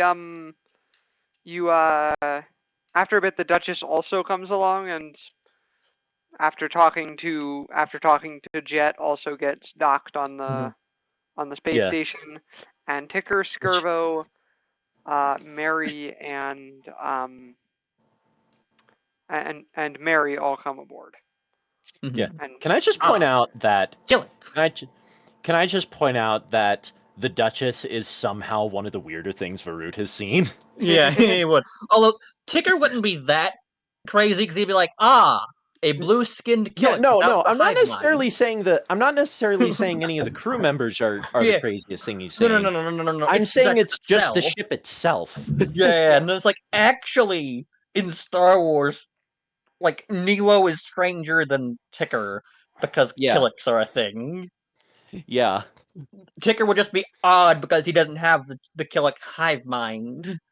Yeah. And he's blue. Yep, that's that Varut that Quilris sent us to look for. Much as that would be much as the wanted posters and everything. It's just I'm Captain Skirvo, captain of the Crimson Duchess. Pleasure to meet you, Captain. Varut You are Ordo, surviving clan head, captain of the Wrath of Mandalore. Well, that's not the name of the ship, but I've translated it for you. Most people don't understand Mandalore. Understandable. Doubt you understand what and he says something in Elvish. Yeah, no clue what you just said. A particularly ancient dialect of Elvish. Yup. Yeah. So he's just So Mary's actually gonna look at him. Where the hell do you get a saying like that? From me mum. Now Now then, I suppose we have ourselves some business to attend. Yes, it sounds like you've got a frigate that needs destroying. Also, that the multiverse is falling apart and Quilrith is looking for me. If you're looking for me, you're probably looking for the others too. He is. You were seen as I was sent specifically on this mission because Quilrith is busy. His gears grind a bit. Busy. Just do tell me he's not in his monster form climbing up a mountain. As if on cue, Quilrith suddenly appears next to you, looking very out of breath. Again. It's like, once again, it just don't you know not to sneak up on a Mandalorian like that? I could have blasted you. It just bounces off of Quilrith. Yeah, you say Varut almost blasted him. Skirvo does. You all noticed in his left gauntlet, all of a sudden, a cone of a whole bunch of little darts just suddenly emerged out of nowhere. Yeah, Skirbo looks at Varut. Ah, so you have... I'm standing right here. You're losing your eyesight or something, old man? Yes, we did. It seems you still have trouble, and it seems you still have trouble signaling. He blows out the smoke. He blows out the smoke of his gun somehow. You'll forgive me. And running all over the place trying to fix echoes where I can. They keep popping up in different spheres. Looks like this one has a particularly large one. An entire vessel that's not supposed to be here. Modified interdictor cruiser and someone in Mandalorian armor with Inquisitor abilities. I'm saying, so this doesn't sound like anyone you know. No. In fact, most of the Inquisitors here died a few years ago. The echoes can be people raised from the dead. However, do any of them have marks similar to Mandalore? Not that I'm... I look back at my boys, like, any of you ever hear any? And I assume they all shake their heads. They all give negatories. A Mandalorian Inquisitor just doesn't exist. No Mandalorian Inquisitors here. At least there shouldn't be. Bit of a stretch. Most of them worked for that pathetic worm, Gar Saxon, and his super commandos. I ended up in the Death Troop Corps. Seems like... Perhaps this one's a bit more misplaced than we initially thought. Regardless, the outcome sounds the same. But given their Imperial, I doubt they'd be missed. If he's an Inquisitor, regardless of what version of the galaxy he's from, you'll be doing it a favor by getting rid of it. And if he's smart enough to have souped up an interdictor cruiser, then we have a very big problem indeed. An interdictor with an ISD's level of firepower? Ugh. Quillerith sits down really heavily on one of the benches. Nilo's gonna go over, doing that "Are you okay?" thing. He is really tired, but yeah, he is uninjured. I never thought I would see a god look absolutely exhausted. You look like us after we pulled out of the Battle of Endor. Speaking of which, Speaking of which, you have any word from Primus? Primus has dispatched Modrons and Inevitables across the multiverse, searching for what could be the cause of this. No news as of yet. How long ago was this?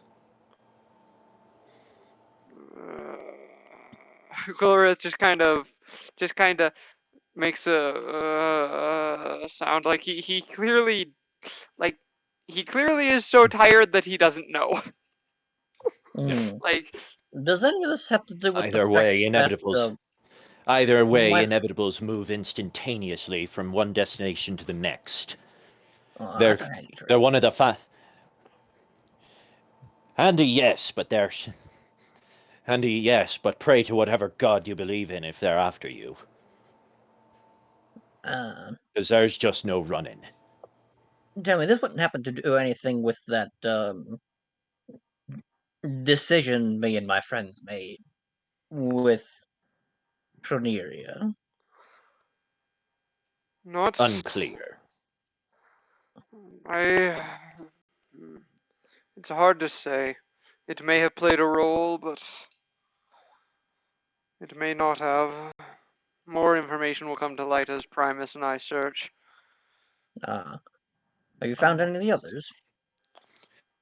We specifically came for you because when we looked at the information, it seemed like, ironically, you would be the easiest to find. A galaxy this big would have at least heard of someone like you. There's interconnected. This HoloNet was very helpful. Whereas one of the other members is Juneau, apparently is some sort of wanderer in a desert. Yeah. With minimal Right. communications. She seems difficult to track down, and the captain seems very hesitant to head to Golden Space at this time. Oh, wait, Golden Space. That Which is one where... is that? Is that, what did she Kalani's call home it? sphere. Ah. I was specifically hoping to get someone who's actually been there before. And you meet the mark. I've been there once, so, tracking her down might be a bit of an issue. It's, how do I say this? Their tech is like him, and I gestured to Vagar. Yeah. More He's gonna look importantly, Kalani's people specifically are all female. They had a bad experience with the one male in their group. I don't remember the exact details. Yeah. But there are other groups that probably have heard of her. I mean, we did destroy that giant spider thing. What did she call it? Goma or something? Something like that. Not a clue what that could possibly be. Some sort of giant spider monster is all I can tell you. I do hope you don't have an arachnophobia. I fear nothing. He Good. says in that extremely mechanical way that only a machine could say. What about Griswold? Griswold is just missing. I don't even know where to begin trying to track that damn clown down. She's not in her home sphere. She is the only one of you that managed to that seems to have become a traveler of the multiverse after the events. But her way of traveling isn't natural. That may also have an effect on all of If it us. had something to do with causing a leak from Hammerspace, that would definitely explain a bit. Hammerspace is nothing but a madhouse. If some of those demons got loose, we would know about it. Been there once. I'd like to never go back. It was crazy. As far as I can tell, Hammerspace is actually relatively untouched by this issue. I don't know if that's a good thing or a bad thing. Neither do I. But, I reckon I know more about that sphere than you do, and trust me, there's horrors there that should remain untouched. Yeah. Well, anyways.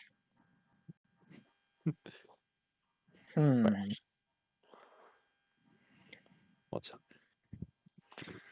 I should get back to my... Quillerith kind of stands up shakily.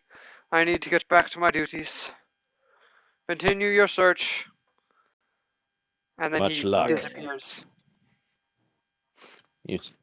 So is the Star Destroyer the only anomaly here, or was there any others? Look at Ticker. He's tapping a few buttons on his little data pad. Looks like we've got 2 of them to deal with. Big ones, much bigger than the previous ones. That would explain why one of them included an entire frigate. Well, what's the other one? Smaller than the first, but still bigger than most. My guess would be some other people, maybe a smaller ship. Well, let's just hope it isn't megafauna. Wonder if they brought a mythosaur. Now that would be a time anomaly I'd love to see. Those haven't been on Mandalore for... Ticker taps a few 2,000 buttons. years. I wonder, Varut, he starts scanning you. Yeah. What is your Killick friend doing? I don't even know where to begin. Mary just says, just roll with it. Uh-huh. After a few seconds, he stops scanning you. Oh, that's interesting. Don't like the way you're wording that, Bug Man.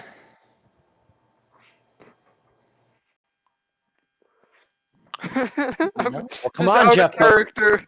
No, just out of character. I'm just laughing at the way Mary reacted. Yeah. Yeah. She just looks at him. Well, come on, Jeff Goldblum. Spit it out. Life finds a way.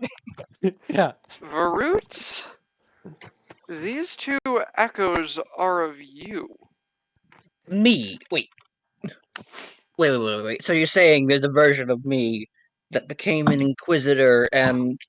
Well, that does explain the second reactor on the interdictor. I would make so many modifications. Concussion missiles, turbo lasers, mass accelerator. Anyways. Yeah. Not going down that tangent. But another version of me? Haven't run into that, but there's... How are you so certain? Have you gotten a better understanding of things? I've correlated some data from the other echoes, and something about the signatures, it matches up. Could be wrong. You said smaller. You said large, but not as big as a frigate. Yeah. Scan my gunship there. See if it's about the size your anomaly would bring. He does that. It takes him a little while longer, but then he returns. Yeah, that would about do it. Well, good. Not megafauna. No, just a Mandalorian gunship. Between you and me, I'd prefer the megafauna. At least Kex there can just load up a couple rockets and blast it. Or we can just use the turbo lasers on the... Mandalorians are a bit... That's true. Mandalorians do have a habit of making every single surface a weapon. Or we could just blast it with the turbo lasers on the gunship. I mean, would that even work? Sometimes your guys' equipment is all over the place. Sometimes you're wearing the best stuff ever made. Other times you're wearing Other times you're just wearing a jumpsuit.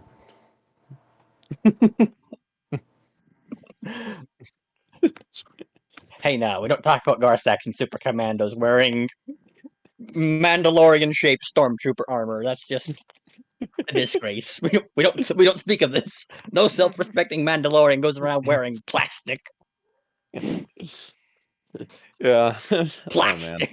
Oh, I mean, it's worse than the not Beskar Mandalorian armor that's made of Durasteel. At least that's actual metal. No, Super Commandos just wear plastic. Yeah.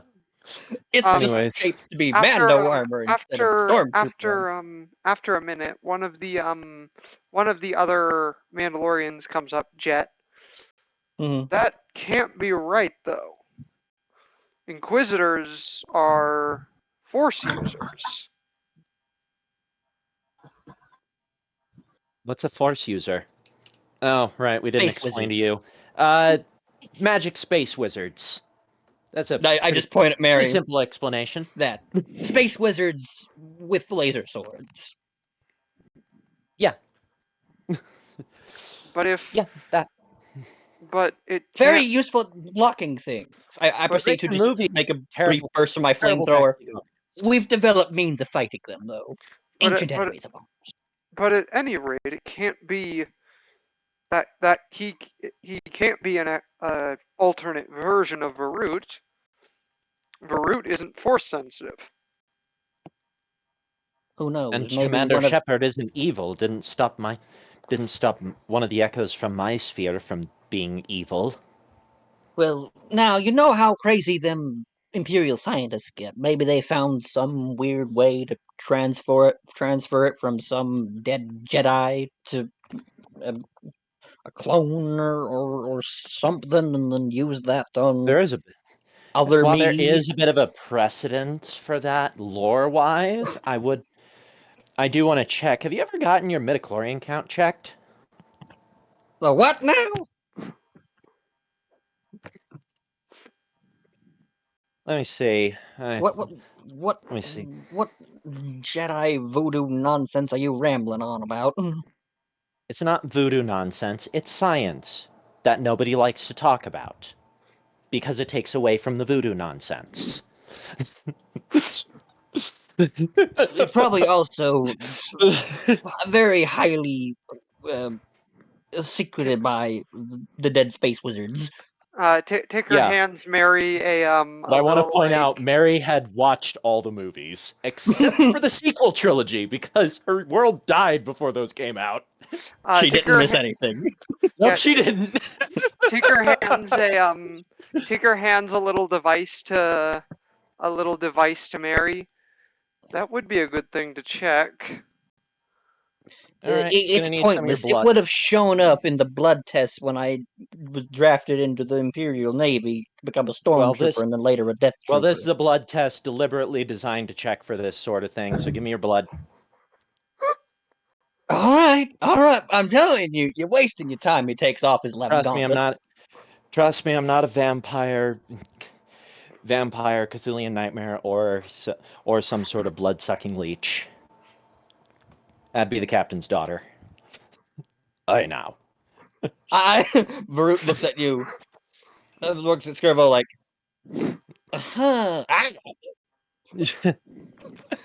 don't have to jab that thing so hard now. Yeah, she just jink. Let's see. I'm telling you, you're wasting your time. The Empire would have definitely caught that.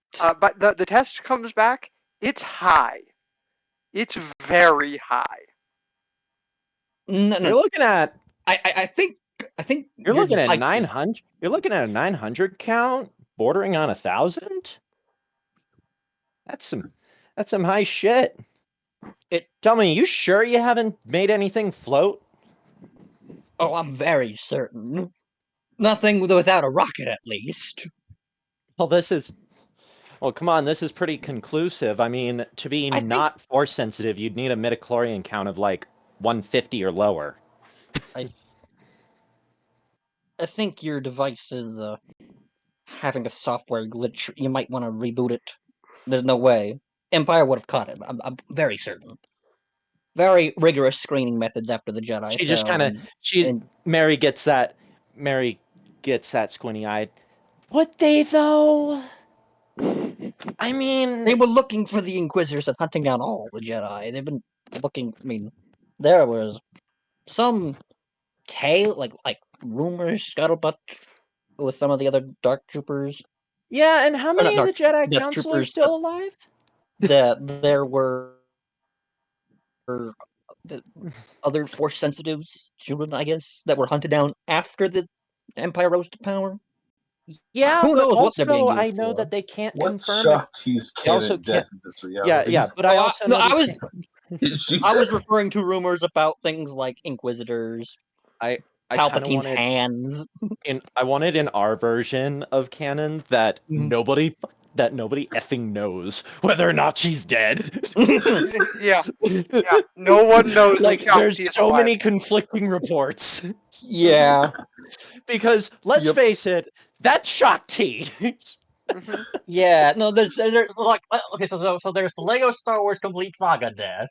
And then there's the deleted scene from episode 3, and then there's the Forced Unleash boss fight, and then self-sacrifice into the Sarlacc. Yeah, there's 2 different deleted scenes of her dying in Revenge of the Sith. There's 2? I only knew about the one on Invisible Hand where she gets stabbed by Grievous. Anyways. There's another one that's way worse quality of her getting stabbed in the back by Anakin. Anyways. Anyways. Yeah. So, but yeah, Mary's just going to say, would they though? They can't even tell if they killed one. They can't even tell whether or not they killed a Jedi. There were 10,000 of them. One could easily slip through the cracks. Yeah, but like Shakti though? That is true. She was a council member. But I mean, there are kind of gestures like you get my point. but there are also unconfirmed deaths about what was his name, Yoda and Kenobi. Actually, Kenobi lived. That's right. Kenobi lived, and then Vader killed him on the Death Star. So that's 3 that got away. Yeah, I'm sorry, but one of them was, and she actually pulls up the freaking Jedi Most Wanted list. Yeah, but one of them is literally Public Enemy #1, and they never found him, even though I know exactly where his bum ass went. I mean, Galaxy's a big place. He went to Dagobah. You ever try searching an entire galaxy for one person? Very hard to do. There's a lot of. He went to Dagobah. He retired on Dagobah and then died.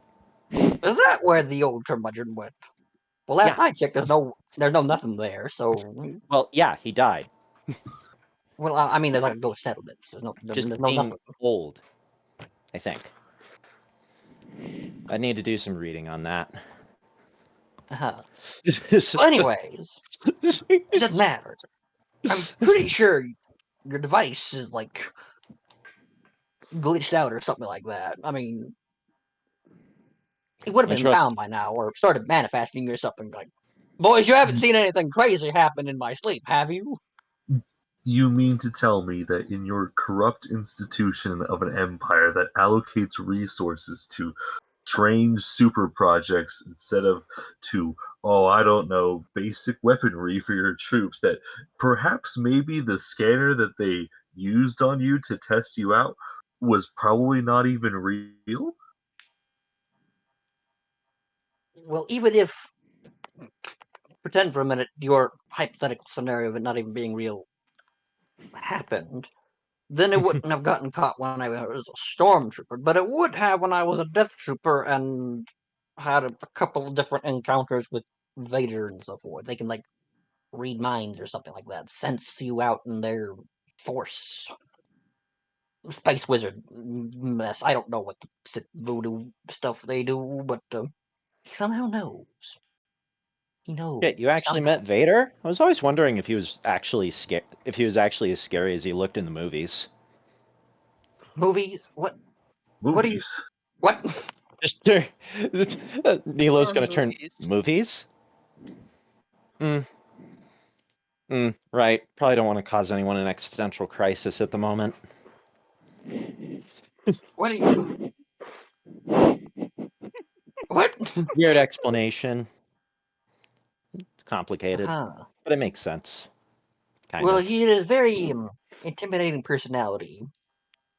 Also, I wouldn't put it past him to use his space wizard voodoo stuff to make people absolutely terrified of him.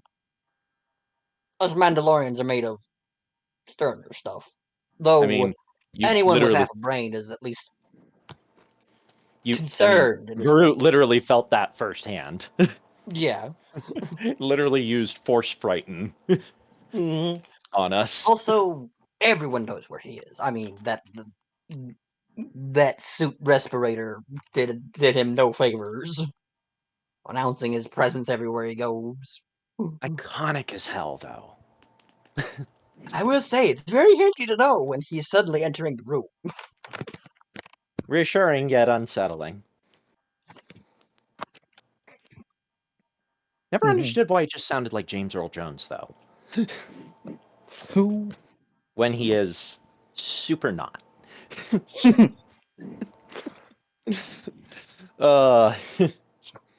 But I get ahead of myself. Hey, Ticker, you got any better ideas on checking for wizardry? I mean, you know how to magics. I just study the stuff, you know. Let's see. You know, I don't actually commit to it. Let's see here. He pulls out a he pulls By out. the way, she totally like wizard fingered Ticker. Yeah, he pulls out some sort of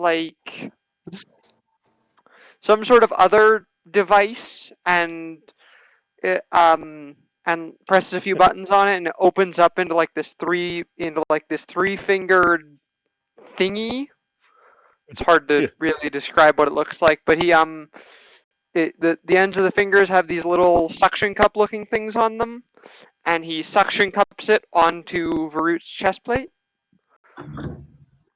and presses a few buttons, and it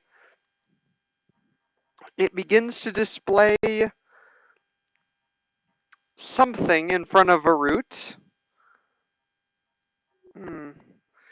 You see, this is a sensor designed to search for propensity for natural magic, and he pulls out another one and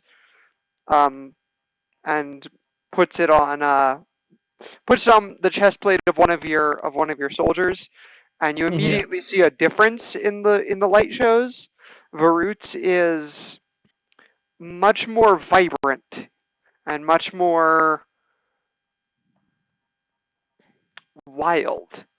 You see, this part here, he gestures to a big glowing part of it, is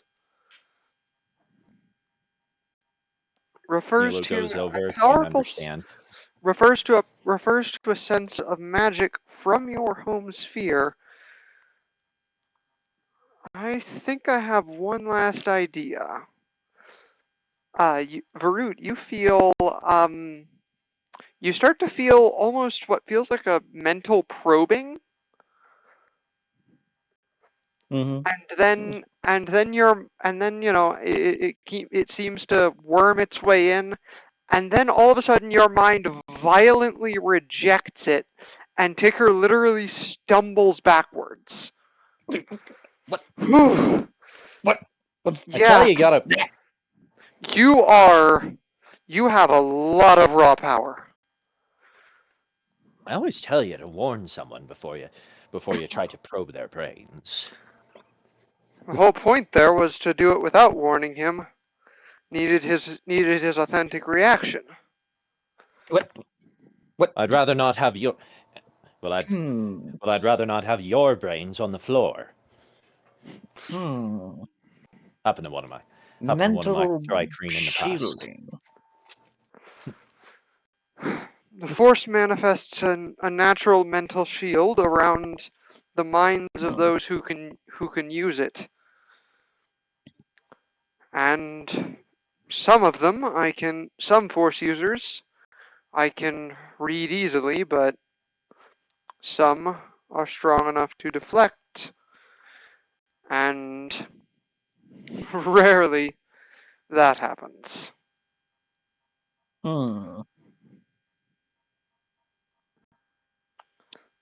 I wonder if there's anything. You're a wizard, Varut. In the old Voodoo archives. From when the Preserver was traveling with Revan some 3,000 years ago. Not always, but Jedi Mandalorian aren't that unheard of. Don't remember his name, but he totally existed a long time ago. My ancestor, Mandalore the Preserver, traveled with some Jedi. One of which, it's complicated. The short version is he lost all of his memory and his connection and training to the Jedi, and was trained about at the same age I am now.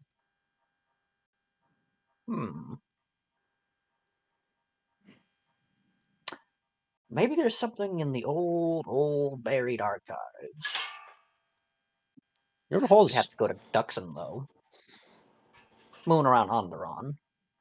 And, You all up for a jungle hike to go find a 3,000-year-old Mandalorian fortress?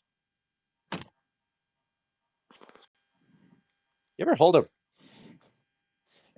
one of them kyber crystals? Once, some years ago. We were on Ilum. That's where we met up with these guys and convinced them that, hey, I'm not dead.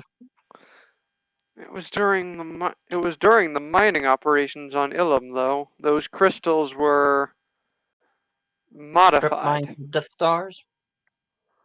And modified. Yes. Let me see here. Ticker digs around in one of his coat pockets and withdraws a perfectly clear crystal and hands it to Varut. You just Why am I not surprised you just have one of those kicking around in your pockets? You just have one of these. Do you know how much this thing is worth on the black market? As you're talking, Varut, the kyber crystal begins to glow. Very rare. Yeah. Well, now isn't that? I don't remember it doing that last time. Did it do it last time? I take it that's not the normal reaction then. He takes the kyber crystal back and hands it to one of Varut's soldiers, and it doesn't glow at all. Not the normal reaction then. It is normal if you're a space wizard. Okay, I like being right. Maybe I'm starting to believe you now. Like I said, those kyber crystals previously were modified. They wouldn't react. They didn't react to the force in the same way.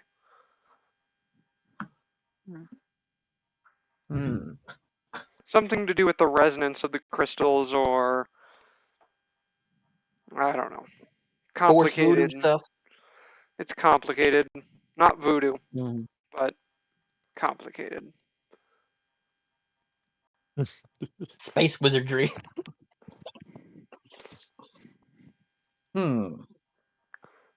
Well, we have a crystal.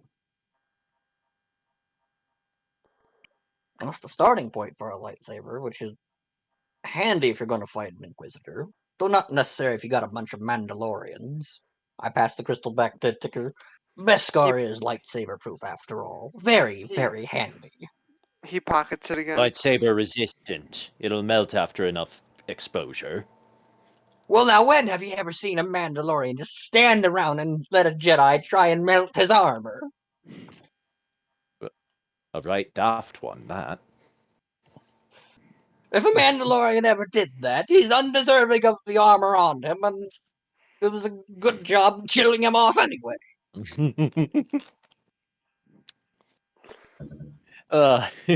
One last test. Ticker rummages around in his pockets again and withdraws a small headband. Put this on. Varut takes off his helmet. Okay.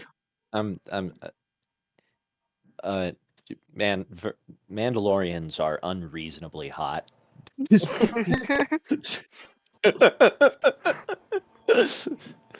You know, I've never decided on a face for him, so I'm going to.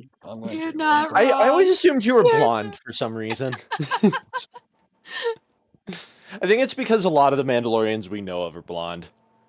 Anyways, as soon as okay. I'm just going to use the picture of Canderous. Okay.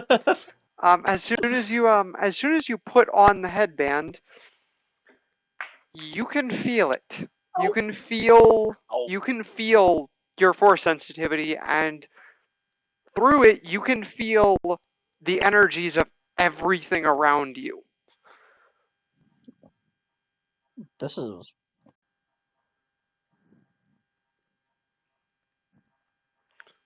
like it's like it opened your eyes, and now you can feel the immense power within you. enlightening. That's the only way I can describe it. Word of advice, try to let it flow through you and do the stuff. don't try to force it to do anything. If you do that, force. Bad things happen. You don't become who you want to be, and everything you love and care about dies and withers away. Uh-huh. Oh, and also most of the time, creepy yellow eyes and bad teeth. Oh, and bad skin. Most of the time, I'd prefer for force powers to.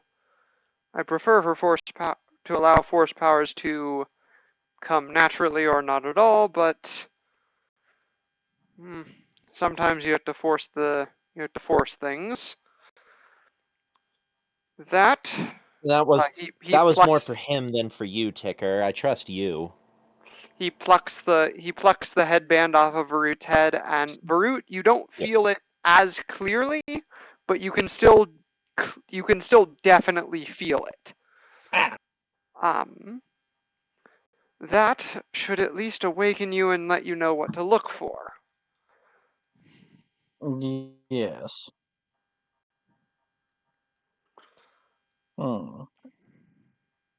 Yes, I do think we should make a trip to the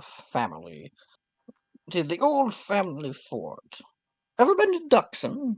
It's a jungle world. Orbits Onderon.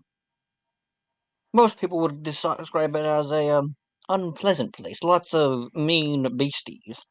Perfect place for a Mandalorian. Ever go looking for a 3,000-year-old Mandalorian fortress? Wasn't there No, all of this is new to me. Wasn't there something about the Empire raiding that planet?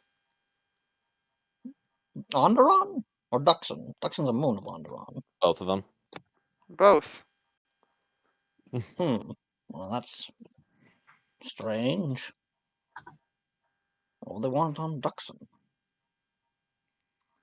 You're saying that there's a Mandalorian fort there. I think you answered your own question. I don't think it's been inhabited. The thing's like 3,000 years old. The Empire was always looking for random crap they could use. I don't believe anyone used it anywhere near recent history. In fact, if I'm not mistaken, old fortress from the Mandalorian Wars. You are seriously underestimating the weird stuff Palpatine got off to. Then again, there might have been some, I don't know, weird, like, Force, like, old Jedi artifacts or something like that. They have been scrounging for those all over the place. If nothing else, there would have been information. Old information. Yeah. Well, there's no hope in getting from the family archives on Mandalore. Those would have been destroyed in the bombardment. Well, maybe not, actually. You know, I've not been back there since the Purge. Maybe something survived. And when he says that last bit, out of curiosity, where were you when the Purge happened? in his voice. Right in orbit, leaving the planet aboard that gunship.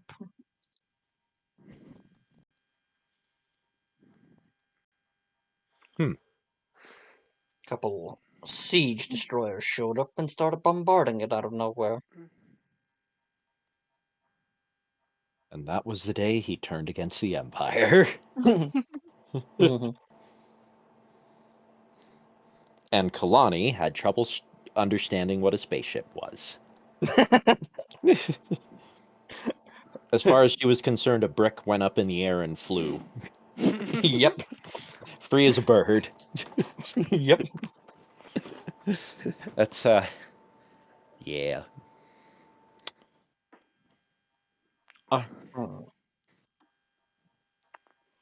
Be as good a place as any looking for information. Unless any of you got any better ideas. Skirvo looks at Ticker. We have to seek out this. We should probably seek out this Inquisitor before we leave. I mean, alternatively, we could just take Varut with us and sort out the Echo later. This one doesn't seem the type to let something stick around when he knows about it.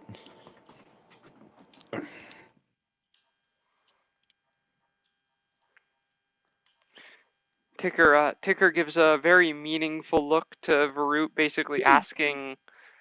Basically, the way he turns to Varut gives the emphasis of like, well. Yeah. Well, without further training or sword, the only chance we would have against him is to blow the ship itself that he's on. And I don't bet that kind of firepower on the Wrath.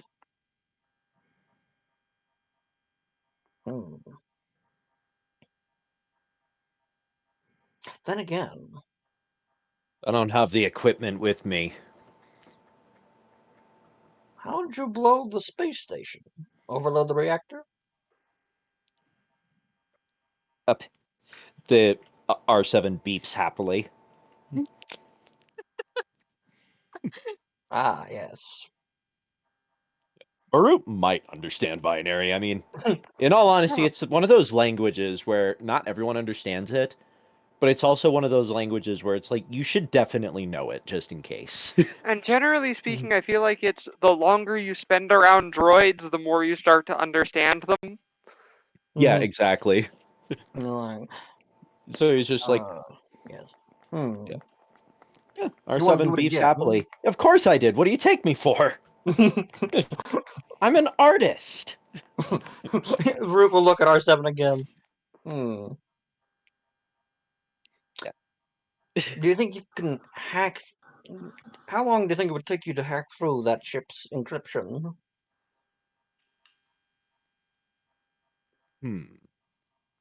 Out of character, the stuff for the reactor and everything like that was actually air gapped. Yeah. So you would have to actually go to the reactor. Yeah. He actually specifically mentions that it was air gapped. That's why I was cut off.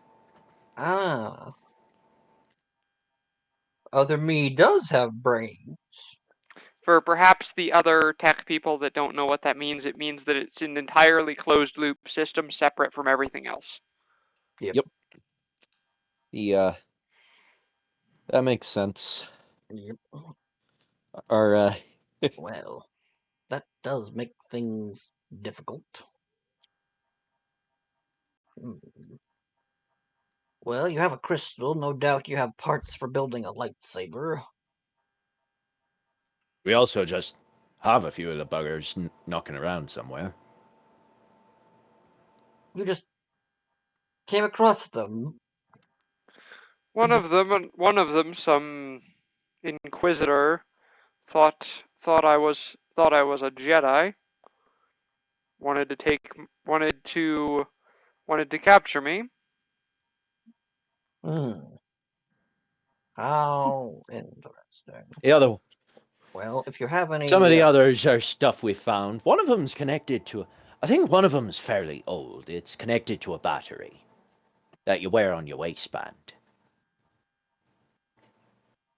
I fancy myself a bit of a treasure hunter.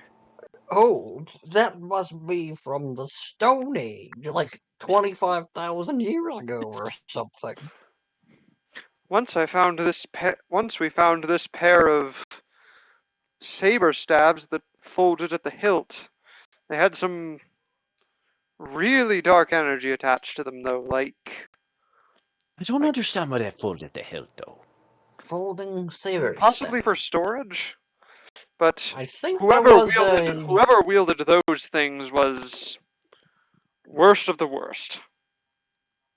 Well, now, if I remember history from from my studies before the Imperial Academy, I think there was one Jedi in the Clone War that used folding saber staves. Basilisk. Don't know much else about him. Died on His Umbara. saber staffs were not folded. No, Oh, they did. I They folded. thought They they did. Yeah, they folded at the They hilt folded for down. storage. Yeah. Yeah. When he wore just- them on his belt, they were folded down. Yeah, it was just for storage though. Yeah. Okay. Yeah. I don't remember them doing that. Yeah. Oh well. Yeah. Yeah, if you look at him with his lightsabers like stored, they look like a pair of nunchucks on his waist. Yeah, it almost looks like he's carrying 4 sabers. Mm-hmm. Yeah. Yeah. Don't know And then much there's that one that's on the end of a stick. I think they call it a pike. Well, that's something old. It actually isn't that old if we're making Force Unleashed canon. There was quite a few of those Inquisitors who had the lightsaber pike. Mm-hmm. True. Like, if anything, Varut would have seen them. No. They literally look like those Emperor guards, but wearing black. Force Unleashed is like kind of half canon because like the thing is, Rom Coda does actually exist in canon. He gets name dropped in the Kenobi show. I mean, a lot of Jedi got name dropped in that, but anyways. Yeah, but still, Rom Coda does exist in canon, so some parts of his story are still canon, some parts of it aren't. Like, for example, Starkiller definitely isn't canon. Because he is just so ridiculously overpowered.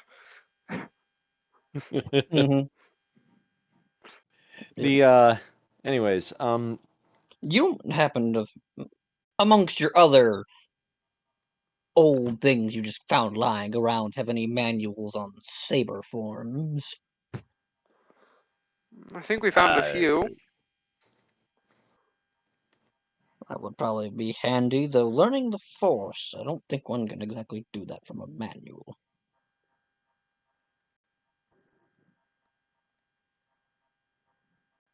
Hopefully we can find someone. Don't look at me. Just because I'm a geek doesn't mean I know how to teach a space wizard how to space wizard. Actually chuckles at that.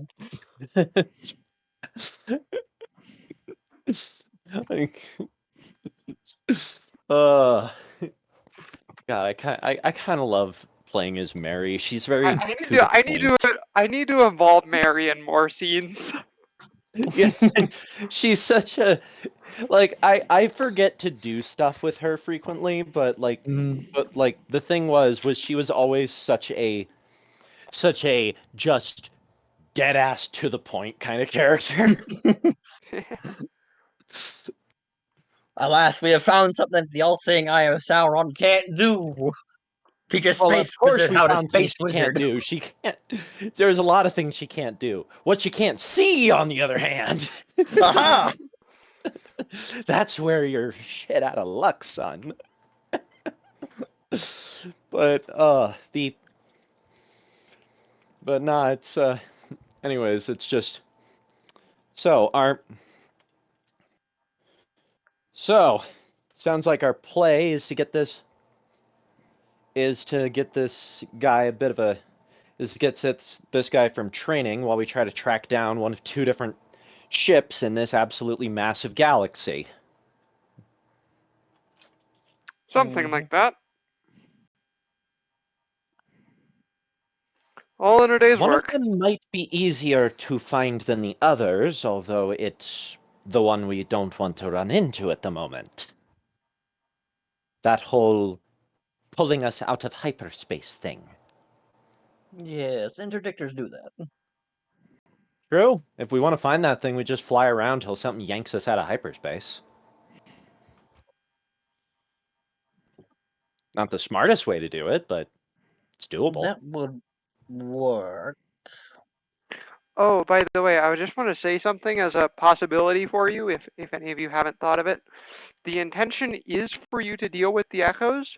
However, if you want to, you can leave and come back with more of the original party to deal with the echoes. An interesting prospect. Also, do keep in mind, though, you have to deal with Kalani's echoes to get her in the party. Yep. That's going to be a thing. That's part of the reason why that's another reason why I'm a little against. Yeah. But it's just like it's up to you if you want to do that or not. Yeah, she's a little nuts. Yeah. So, of course, now that we have this one, we could always hunt down Juneau.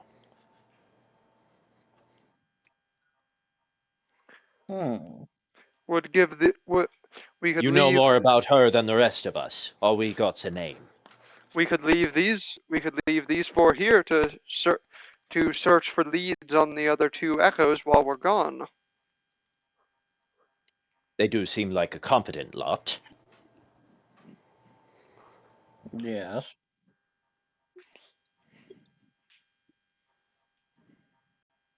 That could work. Varut's sphere. Juneau's sphere is comparatively much smaller than this one. Only a single solar system. Yes. It's a what you call it? It's a Earth system, solar system variant of it. Something like that. Nuclear wasteland, a bit like Mandalore. Is that what that is? Might have rode through it once without realizing. Yeah. I can't count how many Earths I've been to. Root will raise an eyebrow. He'll make a list of a couple other things that he'll leave with his buddies to collect. Seriously, I feel like it is actually a possibility Skirvo could have been in the Fallout world before the bombs, but he would have been out at sea and not really noticed anything different. So as far as he was concerned, it was just another ocean, and then he just moved on to the next one. Yeah. So because it's like, seen one Earth ocean, seen like at least half of them. So he's like, so it's just like, oh, he might have been there, and now it's not that anymore. Which is, God, that is really telling for him, isn't it? Last time he was there, it was a peachy place. Now it's all decay and rot. And admittedly, I'm no expert in this specific brand of space wizardry, but I could probably provide at least some training to Varut.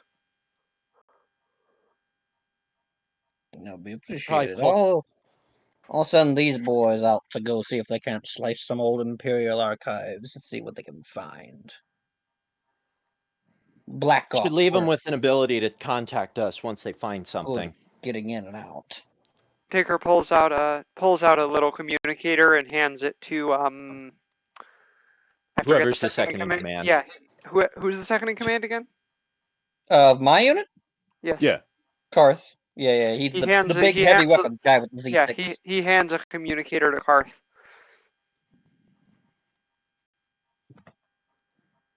I give him a list of like lightsaber one of the lightsaber parts, but there's a question mark next to that, and then any documents on Jedi, the Force, saber.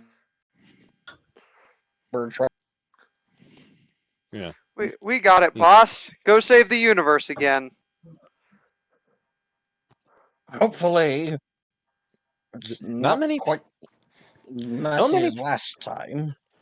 Not many people get to have that said to them. Consider yourself lucky or unlucky, depending on your perspective. Sometimes I think it's both.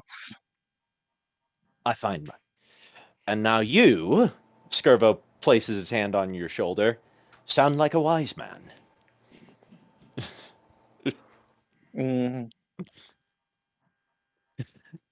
As he then chomps down on his pipe and puffs out another smoke monster. Some sort of cuttlefish.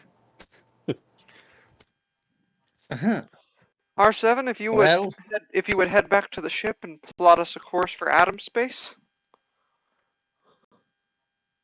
Are we just leaving the other ship here then?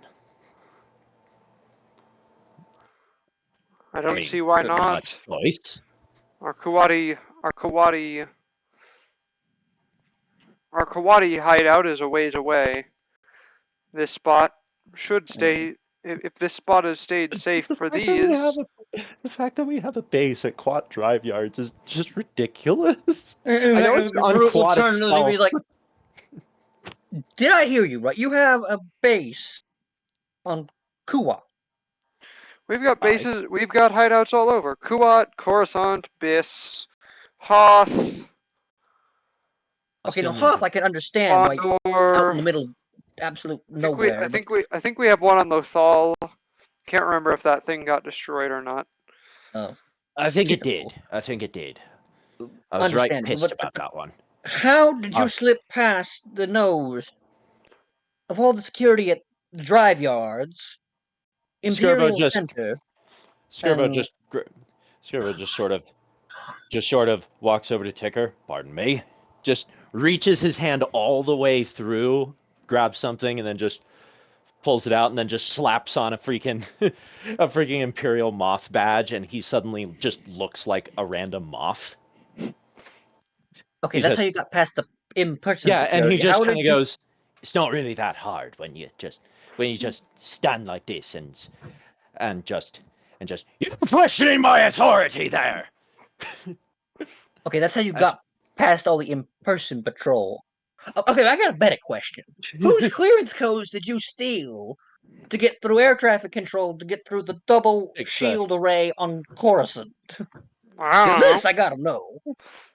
I don't know. Some random Imperial higher up. Some random Imperial higher up. We stole him from Tarkin. Yeah, those codes would get that would get you the express to the front of the line through the outer shield and the inner shield. You'll excuse me for not remembering his name. You meet one megalomaniacal fascist, you meet them all. I mean, there are a dime a dozen here in the Empire. Actually, he doesn't say a dime a dozen. He says a credit a dozen. Yeah, but he's a particularly evil-looking one. Also, you'd remember him better if you actually watch those damn films. Varut just deadpans is like, have you seen any Imperial officer older than a lieutenant? Yeah, Tarkin, was he the one that looked like a skull? He did have a bit of a underweight face. It looked like a old geezer combined with an anorexic. Yeah, no, seriously, that one is that one looked. He looks like he would work for this establishment. I still don't know how any of you voted for that road fella. Mandalore didn't vote. We were a neutral world. It doesn't change the fact that he is one of the most evil-looking people I've ever seen. And I've lived a very long time. We'll just sort of shrug. Yeah. Anyways, I think our Seven's already plotted that course and is just patiently waiting for us. Shall we then? Yes. It's been a while since I've been to other spheres. This is going to be a bit... You say portal travel, yes? Yes. It's going to be a bit different.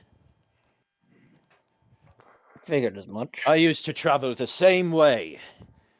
And then I discovered this method. Apparently it's been going around for quite a while, but my method was just working. I'll still use it from time to time. I wonder what the others have been up to. I mean, it sounds like Griswold's off causing chaos, which is par for the course. But I wonder what Maloney and Juneau have been doing. I met Griswold. Oh, I do not envy you in the slightest. You know what I mean. Absolutely insane. Let's just say if we start seeing a lot of puppets, a lot of marionettes, we'd be us. Then we're probably in the right area. Did any of them have comically large weapons? One of them, yes. Why? Oh, she was particularly fond of that one. Also had a flaming sword tied on the end of the stick, would smack someone and then run around dancing while waving those puppets. Yeah. I'm also ruling that this conversation is happening while you're walking to the Duchess. Exactly, that's what I was thinking too. This would be I was Varut's picturing him first, on the gangplank. This would be Varut's first time seeing the Duchess. He'd stop mid-step and be like, "What is that? What kind of archaic antique are you flying Take in?" one step forward. Does Varut take a step forward? Yeah, sure. Okay, now your foot's touching the gangplank. Welcome aboard the Crimson Duchess. He nods. And like, this thing is... What? There's no... Okay. You get weirdly what kind used of to it. funky force field ray shielding do you have going on to keep the atmosphere from leaving? It's an open deck sailboat. I mean, what's good for Disney is good for me, I guess. Stick the engine on this thing. You can clearly see engines on the back. Oh, okay. Yeah. Well, he's just looking like for like the reactor kind of the Oh, yeah. internal bits of the engine and all that. Yeah. It's powered by a mythalar. By a mythalars. It's extreme magical battery. No one really remembers how to make them. Uh-huh. So we're just going to explain it as magic and leave it at that, then. Okay. Understood. Weird. I get frustrated when they do that as well. As you're heading up onto the ship, you see Lars carrying a loop of rope. What? This another stray that's coming along with us? This stray is probably going to be one of the finest warriors I've seen in some time. I'll be looking forward to seeing that. Don't mind Lars. He's got a bit of a mouth on him. But he works hard. That was actually a compliment that he said. He's like, it was like, Yeah. oh, it was like an, ooh, that sounds cool kind of thing. Yeah, no, exactly. It was more for his initial coming in. Yeah. He's like, he's got. Let's see. This is Celia. Celia. You've already met Celia. Briefly, yes. Mary is my primary informations officer. She's the one dealing with. And of course, get used to seeing the missus. And Duchess appears. So this is what Varut looks like in person. A droid whose body is how rude. I mean, interesting. I'm a completely separate, fully autonomous artificial intelligence. And I don't walk up to you and call you monkey. Not all droids are dumb, dim-witted battle droids. The IG droids are pretty intelligent and independent. And then, oh yes, there are those tales from preserver's days of a psychotic assassin droid made by Revan. Quite the personality. Is he? Is that the same one that calls everyone meatbags? I believe so, yes. That sounds about right. I have a head somewhere. You... Oh, well, that's quite... I imagine that's got quite the story. Yeah, Varut's probably starting to realize this crew is nuts. This is going to be interesting. The ship lifts off as you're talking and flies out. Nearest stable sphere is pretty close, actually. Ticker flies right behind him. Ticker flies around through a few asteroids, and you see a portal leading out, and you see a portal that the ship flies through into the astral sea. Oh, good. I was hoping we wouldn't have to scare the devil out of this guy by flying through the maw again. We're a bit far from the maw to be heading for that one. We were a bit far from the maw to be heading for that one. You all listen. I have an eidetic memory, but even I can't remember how. But even I can't remember that effing star chart. You all are definitely wearing like the illusion. Insane. Yeah, you're still wearing the moth. He's just standing there like. Clothes. Oh. Eden's definitely just gonna come up, and she's just gonna go to Vagar. It's like, and she's just gonna like start feeling him like up and down. It's like, I kind of like this on you. Yeah. She's gonna turn to. No, right? I know I know, he cleans right? up really well. You should. He does. He never does this. I always have to make him really like well. I know. Varut will turn to him and be like, Mary. Yeah. Yes. Carry on. Oh my. And he just turns back guy, to and she's gonna like. Yeah. Eden's gonna turn over to Varut. It's like, who is this one? Hello there. You're still helmetless? No, but he's put his helmet back on by now. Okay. Another mysterious fellow. Hi. This is sorry, this is Varut's wife. Vagar's wife. Vagar's wife. Right. Jesus Christ. There's too many V's. Like, what? This is Varut's wife. And then she's like, hell yeah, I am. And then Vagar's like, wait, what? It's like, yeah. Anyways, this is Vagar's wife. Uh-huh. Varut. Mandalorian clan Ordo. Oh. To Varut. Title. I love that. To Varut, by the way, the astral sea looks like space, but also not like space. Yeah. This is a weird, not quite space. Space? This is the Astral Sea.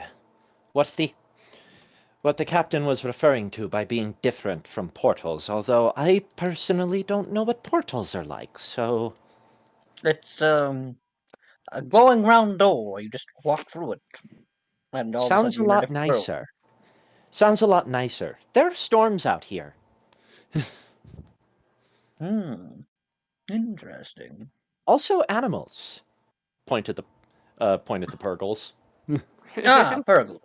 Just don't fly too close to them. They tend to wreck ships. Only if you're mean to them. Yeah.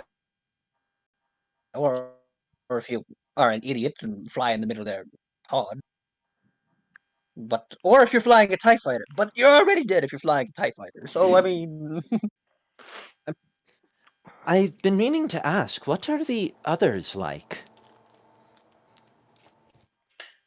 We don't really know anything about Juneau or Kalani other than their name. Kalani, well, she built a bit like him. And he gestures to the Spartan. But, carries around a very big axe thing, like 90 pounds. You mentioned that. Hefty And what is thing. your relationship with her? Oh, we're just friends. She was the Uh-huh. only sane one out of the bunch. I'm sorry, what was that pause? Varut, She was the only sane one out of the bunch. Varut, Edith is making mental notes. Like Varut, once we get to Kalani, she is taking an eye on those two. Yeah, Mary's actually gonna Mary's gonna lean over, like full on raised eyebrow. Varut, make an insight check as to basically make an insight check on yourself. Yeah. This might not work either. Yeah. What was that? Last time. What was that 13. pause? Probably doesn't pass. Oh, 13? He's like, yeah. Like, you begin to realize that you feel differently about Kalani than you thought you did. He's like, Yeah. well, and immediately starts to rationalize it. Well, she was the only sane one. I mean, it was me and her, and then the clown and Juneau. Keep going, yeah. Uh-huh. Anyways, only sane one out of the bunch was me. And I am smelling some bullshit. And then Oh, he is definitely blushing under that mask. there was the clown. Face red. Absolutely insane, that one. And then Juneau. How do I... Well... Juneau is childish. She's a bit of a... overgrown child. And she had this... beastie. What was his name? Carl? Huh. Useful initially, then not so useful, and then Griswold, that Kalani kept treating him like he was a puppy. Magic voodoo stuff and turned Carl into... Well, I don't really know how to describe it. What What was it, incarnations of the Eldar God of War? to describe that. The freaking... My favorite thing about that will always be the fact that it's that one scene, that one incredibly awkward moment of that guy walking into a room, seeing everyone looking over a dead body, trying to figure out what happened to it, while in the corner some fiery skulled demon thing is just slowly licking up vomit in the corner. Well, like, what a thing to walk into. We had some crazy adventures. Kalani liked to grapple and throw things around. Griswold... That's what she said. ...would use weird magics. One of those comically large guns or whatever. Back. Puppets like, a good one. would disintegrate things? Is the closest description I can come up to. Yeah. I mean, you this? know exactly that Juneau kept launching nukes. and Juneau, that pyromaniac, had a fetish for nukes that not even a Mandalorian could keep up with. You also know that Juneau almost killed you several times. And because of those nukes, she cannot keep them things under control. She almost dropped one of them things, and I nearly had a heart attack. It was, oh dear. I'm sorry, what? He gestures his hands and something about out of character. The mini nukes were like football size, right? Yeah. And like, so picture like a nuclear bomb about this big. The Spartan will chime in. Ah, so a havoc mine. Good to know. Yeah. And she just tossing them around, and then she almost dropped it. We all nearly died, and I had a heart attack. It was not pleasant. I proceeded to make sure she understood the error of play. That hucking around nukes seems normal. Say that again, Joey. What kind of world are we about to head into where throwing nuclear weapons seems normal? Well, if I remember right, she said something about nuclear annihilation, nuclear winter, something like that. It's a post-nuclear apocalyptic world. So Mandalore without It the was for a biodomes. nuclear winter. Yeah. Okay. Yeah. So I'll be back. I Mandalore gotta without use the the bathroom real biodomes. quick. For some reason, their currency they use is bottle caps. Because she had like gobs of the things.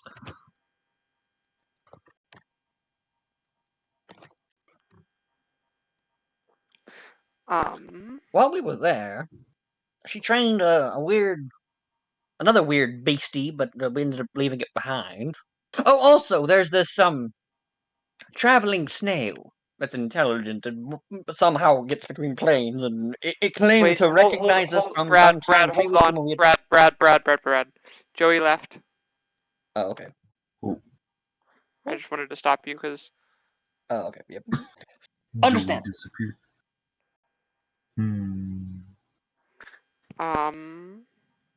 Yeah, we're probably gonna end off pretty soon. I just wanna finish up this thought, and then we'll end off. All good. Fair enough. Wait, since we are leaving, is Mhm. this a level up, or No, it'll is be a this level up not? when you deal with the next echoes, and Atomspace is probably gonna be pretty quick. So you deal with the All right. Atomspace echoes, you'll get leveled up. You come back, deal with the force space echoes, you'll get leveled up. Basically, Okay. once you've finished everything there is to do in a sphere, that's when you get leveled up. Gotcha.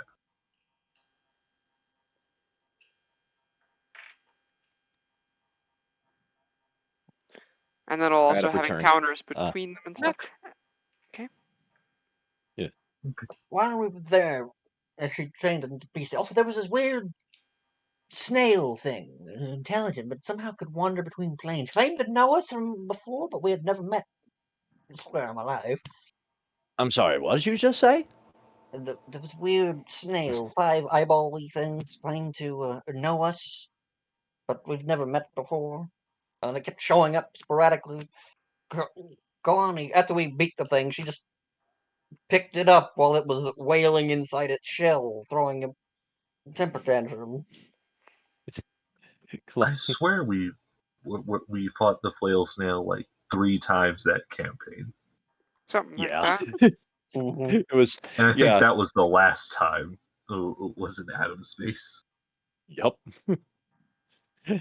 Where I was trying to be nice, trying not to abandon it in a horrifying nuclear wasteland desert.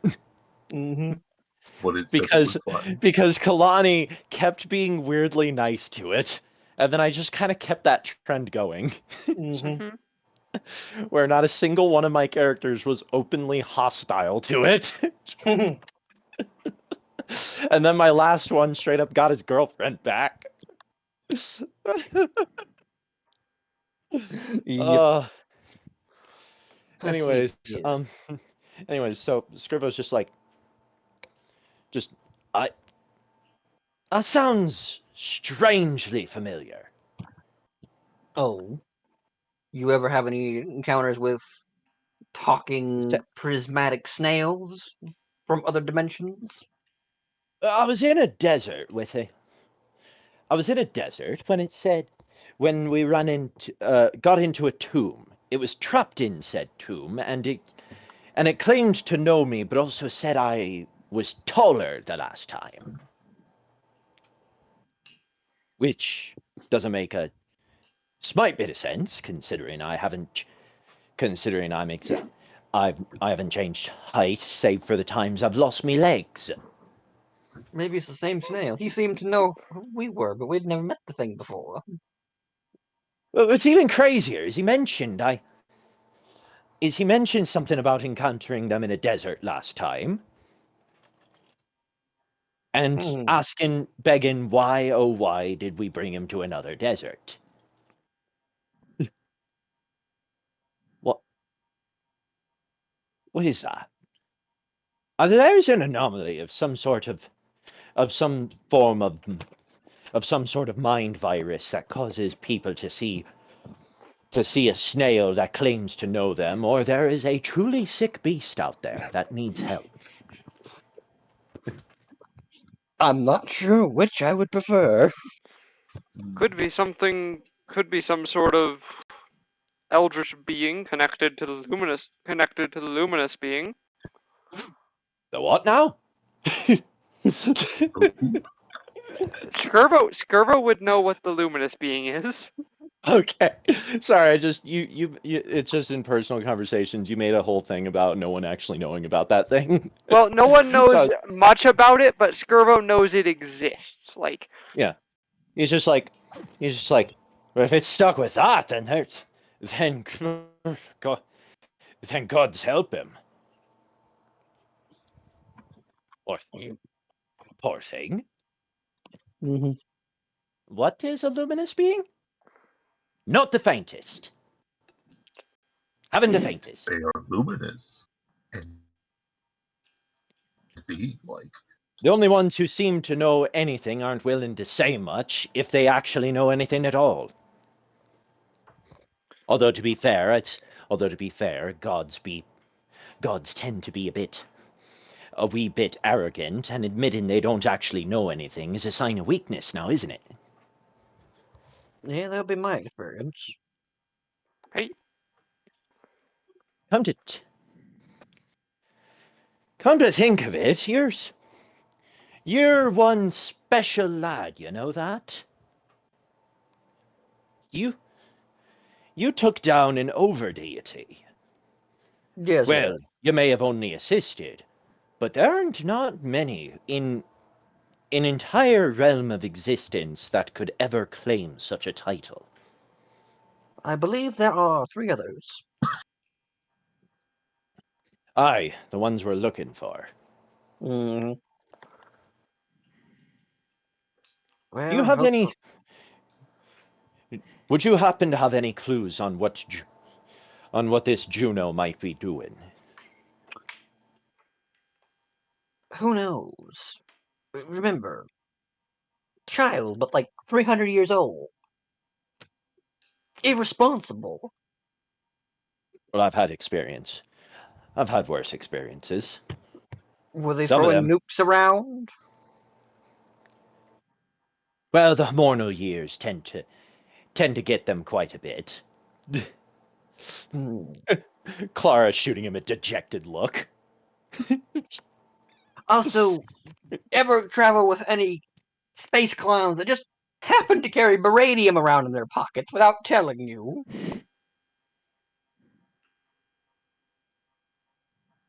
Blimey, knew I was forgetting something. Pulls something out of his pocket, throws it overboard, and it explodes.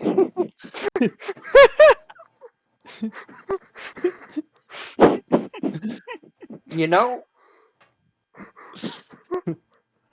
you're gonna fit right in with them. Right in. I think that's a good spot to end the session. So we may or may not be back next week. Thanks to anyone who watched. Bye.